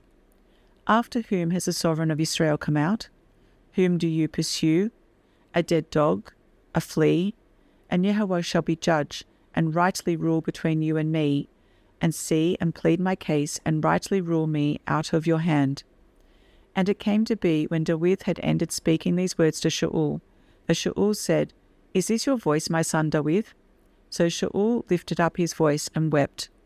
And he said to David, "You are more righteous than I, for you have rewarded me with good, whereas I have rewarded you with evil. And you have shown today how you have done good to me, for when Yahweh surrendered me into your hand, you did not kill me. For if a man finds his enemy, he shall let him get away safely. And let Yahweh reward you with good for what you have done to me today. And now look, I know that you shall certainly reign, and that the reign of Israel shall be established in your hand. And now swear to me by Yahweh that you do not cut off my seed after me, nor destroy my name from my father's house." And David swore to Shaul. Then Shaul went home, and David and his men went up to the stronghold. Chapter 25. And Shemu'e died, and all Israel gathered and mourned for him, and buried him at his home in Ramah. And David arose and went down into the wilderness of Paran. Now there was a man in Machon, and his work was in Carmel. And the man was very great, and he had 3,000 sheep and 1,000 goats, and he came to be shearing his sheep at Carmel.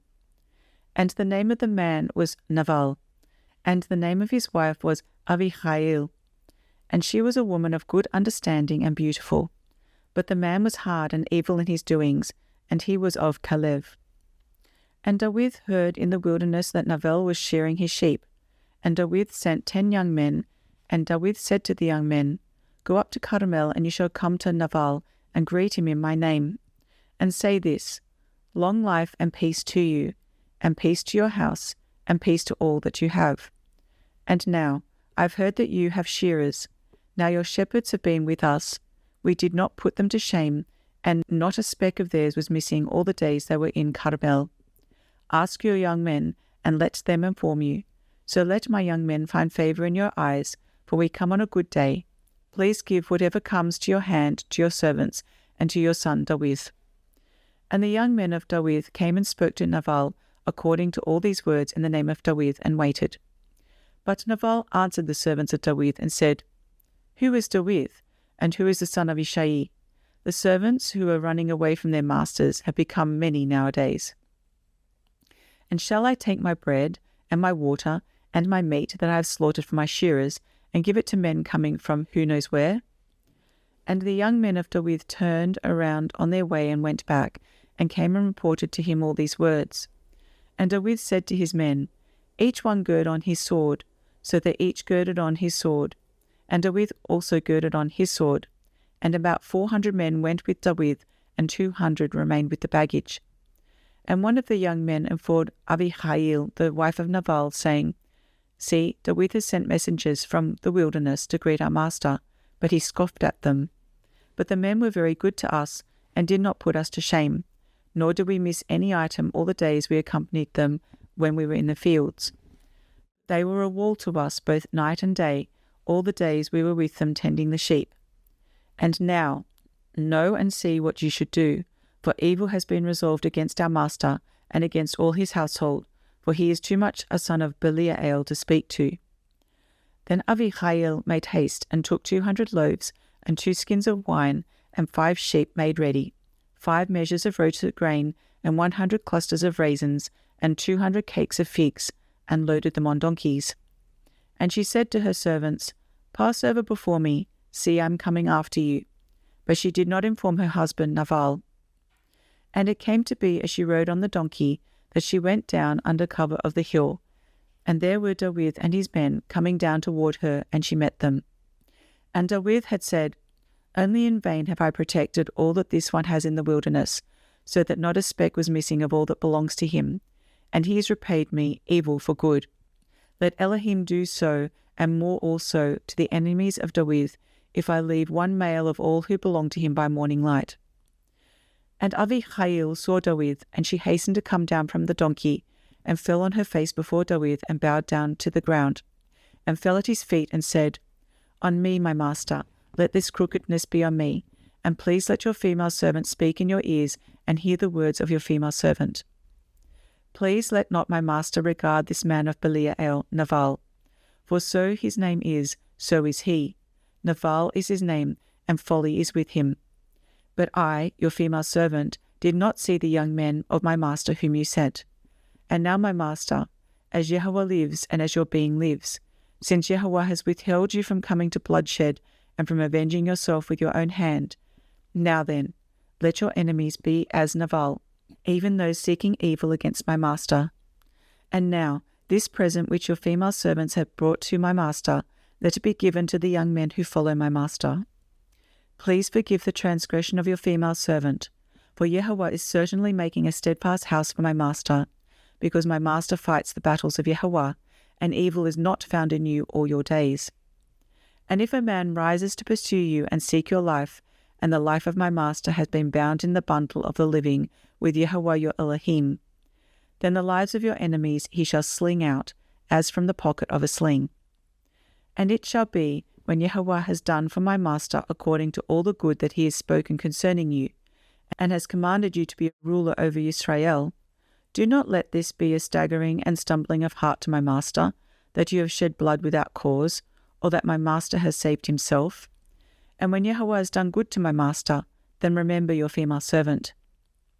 And David said to Avichail, "Blessed be Yahweh Elohim of Israel, who sent you to meet me today. And blessed is your good taste, and blessed are you, because you have kept me this day from coming to bloodshed and from avenging myself with my own hand. Nevertheless, as Yahweh Elohim of Israel lives, who has kept me back from doing evil to you, if you had not hurried and come to meet me, not a male would have been left to Naval by break of day for certain." And David received from her hand what she had brought him, and said to her, "Go up in peace to your house. See, I have listened to your voice, and have accepted your face." And Avichail went to Naval, and see, he was at a feast in his house, like the feast of a sovereign. And Naval's heart was glad within him, and he was exceedingly drunk. So she told him not a word, little or much, until morning light. And it came to be in the morning, when the wine had gone from Naval, and his wife had told him these matters, that his heart died within him, and he became like a stone. And it came to be in about 10 days that Yahweh smote Naval, and he died. And David heard that Naval was dead, and he said, "Blessed be Yahweh, who has bleeded the cause of my reproach from the hand of Naval, and has kept his servant from evil. For Yahweh has returned the evil of Naval on his own head." And David sent and spoke to Avichail to take her as his wife. And when the servants of David had come to Avichail at Carmel, they spoke to her, saying, "David sent us to you to ask you to become his wife." And she arose, bowed her face to the earth, and said, "Here is your female servant, a servant to wash the feet of the servants of my master." And Avichail hurried and rose, and rode on a donkey, with 5 of her female attendants, and she followed the messengers of David and became his wife. David had also taken Achinoam of Yisrael, and so both of them were his wives. But Shaul had given Michal his daughter, David's wife, to Palti, son of Laish, who was from Galim. Chapter 26. And the Ziphites came to Shaul at Kaph, saying, "Is not David hiding himself in the hill of Hachilah, overlooking the wasteland?" And Shaul rose up and went down to the wilderness of Ziph, and with him 3,000 chosen men of Israel to seek David in the wilderness of Ziph. And Shaul encamped in the hill of Hachilah, overlooking the wasteland by the way while David was dwelling in the wilderness. And he saw that Shaul came after him into the wilderness. And David sent out spies, and learned that Shaul had indeed come. And David rose up, and came to the place where Shaul had encamped. And David saw the place where Shaul lay, and Avner, son of Ner, the commander of his army. And Shaul was lying within the enclosure, with the people encamped all around him. And David spoke up, and said to Ahimelech the Hittite, and Abishai, son of Srayah, brother of Yoav, saying, Who does go down with me to Shaul in the camp? And Abishai said, I go down with you. And David and Abishai came to the people by night, and saw Shaul lying asleep within the camp, with his spear stuck in the ground by his head, and Avner and the people lay all around him. And Abishai said to David, Elohim has surrendered your enemy into your hand this day, and now please let me strike him at once with a spear, right into the earth, and not a second time. But David said to Abishai, Do not destroy him, for who shall stretch out his hand against the anointed of Yahweh and be guiltless?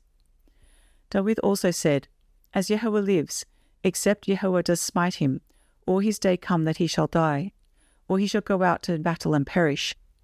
Far be it from me, by Yahweh, that I stretch out my hand against the anointed of Yahweh.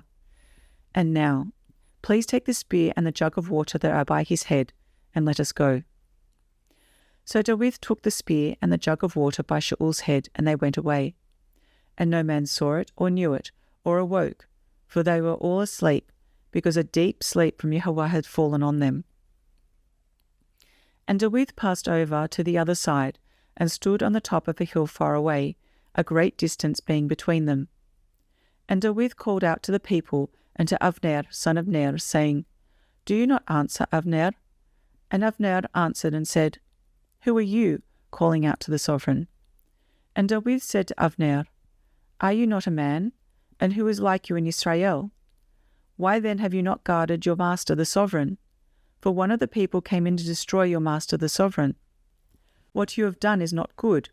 As Yahweh lives, you are worthy to die, because you have not guarded your master, the anointed of Yahweh. And now see where the sovereign's spear is, and the jug of water that was by his head. And Shaul recognized David's voice, and said, Is that your voice, my son David? And David said, It is my voice, my master, O sovereign. And he said, Why is this that my master is pursuing his servant? For what have I done, or what evil is in my hand? And now please let my master, the sovereign, hear the words of his servant. If Yahweh has moved you against me, let him accept an offering.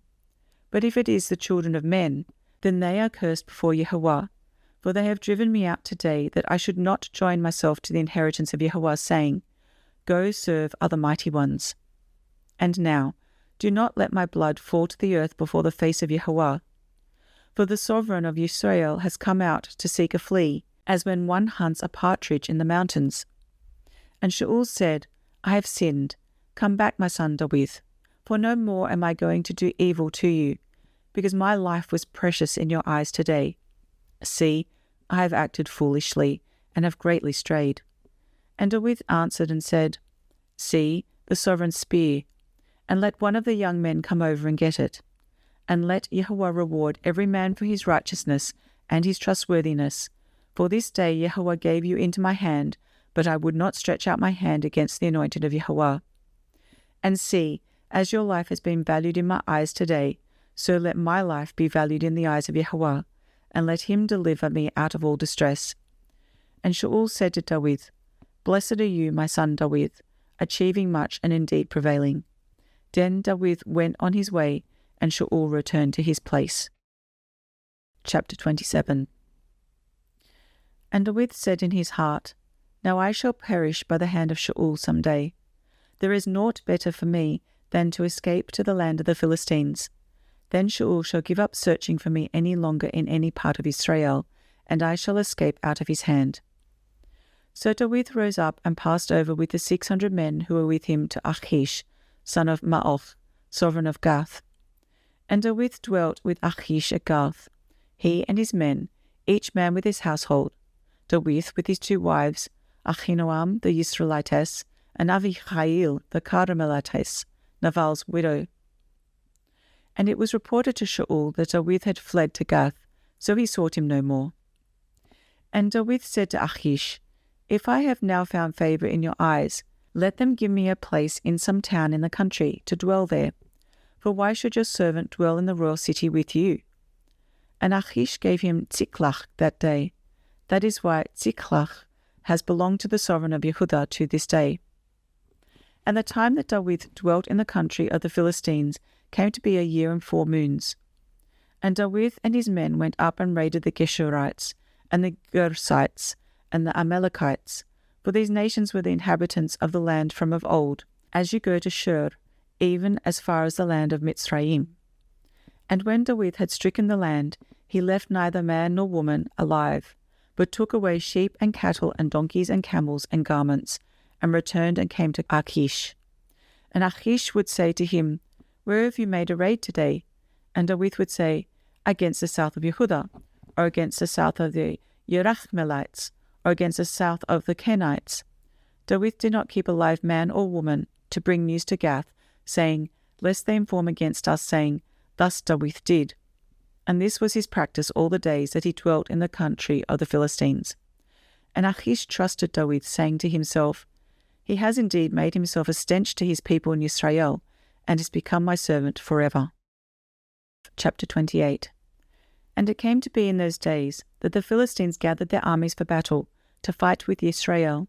And Achish said to David, "You know, of course, that you are to go out with me in the army, you and your men." And David said to Achish, "Very well, you shall know what your servant should do." And Achish said to David, "Very well, I make you one of my chief guardians forever." And Shemu'e had died, and all Israel had mourned for him and buried him in Ramah, in his own city. And Shaul had put away the mediums and the spiritists from the land. And the Philistines were gathered, and came and encamped at Shunem. And Shaul gathered all Israel, and they encamped at Gilboa. And when Shaul saw the army of the Philistines, he was afraid, and his heart trembled greatly. And Shaul inquired of Yahweh, but Yahweh did not answer him, either by dreams, or by Urim, or by the prophets. Shaul then said to his servants, "Find me a woman who is a medium. Go to her and inquire of her." And his servants said to him, "Look, there is a woman who is a medium at Endor." And Shaul disguised himself, and put on other garments, and went, he and 2 men with him. And they came to the woman by night. And he said, "Please divine for me, and bring up for me the one I shall name." But the woman said to him, "Look, you know what Shaul has done, how he has cut off the mediums and the spiritists from the land. Why then do you lay a snare for my life, to put me to death?" And Shaul swore to her by Yahweh, saying, "As Yahweh lives, no punishment comes upon you for this matter." And the woman said, "Whom do I bring up for you?" So he said, "Bring up Shemu'e for me." And the woman saw Shemu'e. She cried out with a loud voice.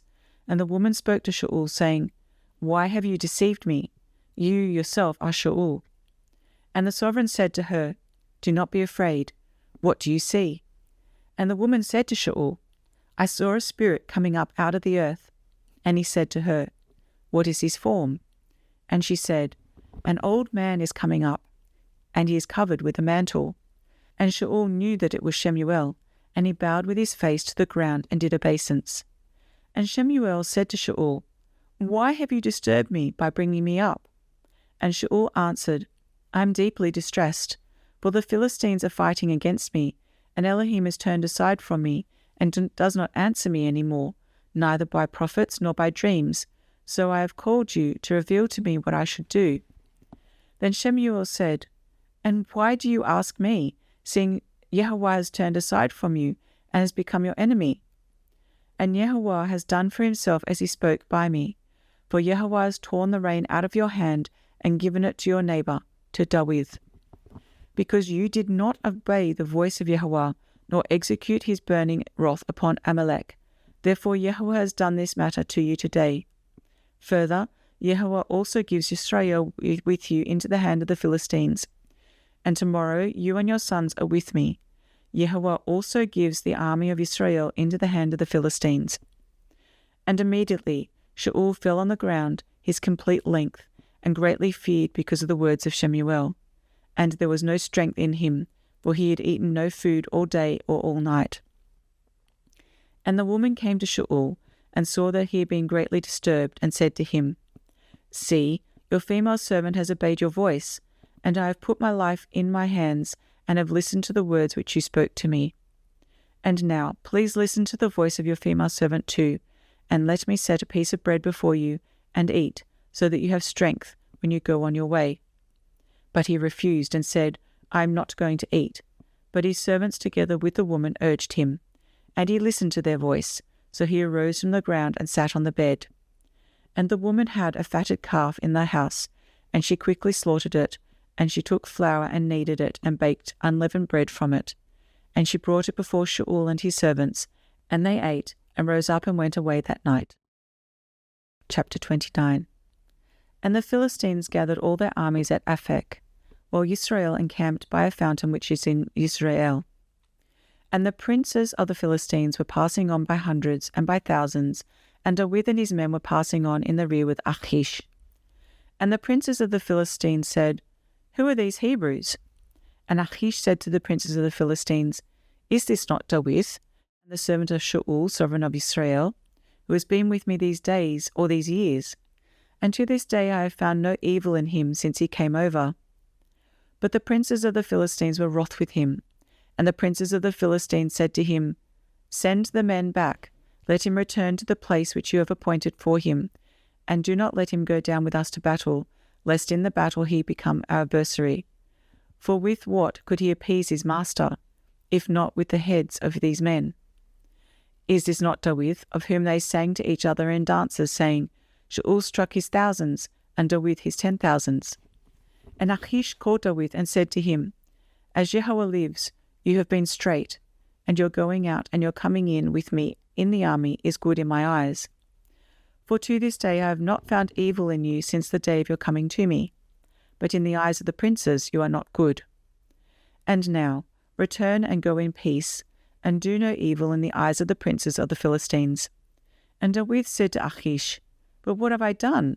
And to this day, what have you found in your servant as long as I have been with you, that I should not go and fight against the enemies of my master the sovereign? But Achish answered and said to David, I know that you are as good in my eyes as a messenger of Elohim, but the princes of the Philistines have said, Let him not go up with us to the battle. And now, rise early in the morning with your master's servants who have come with you, and as soon as you are up early in the morning and have light, then go. And David and his men rose up early to go in the morning, to return to the land of the Philistines, and the Philistines went up to Israel. Chapter 30. And it came to be when David and his men came to Ziklag on the third day, that the Amalekites had invaded the south and Ziklag, and struck Ziklag, and burned it with fire. And they took captive the women and those who were there, from small to great. They did not kill anyone, but they led them away and went their way. And David and his men came to the city, and saw it burned with fire, and their wives and their sons and their daughters had been taken captive. And David and the people who were with him lifted up their voices and wept, until they had no more power to weep. And David's two wives, Ahinoam the Israelitess, and Avihail the widow of Nabal the Carmelite, had been taken captive.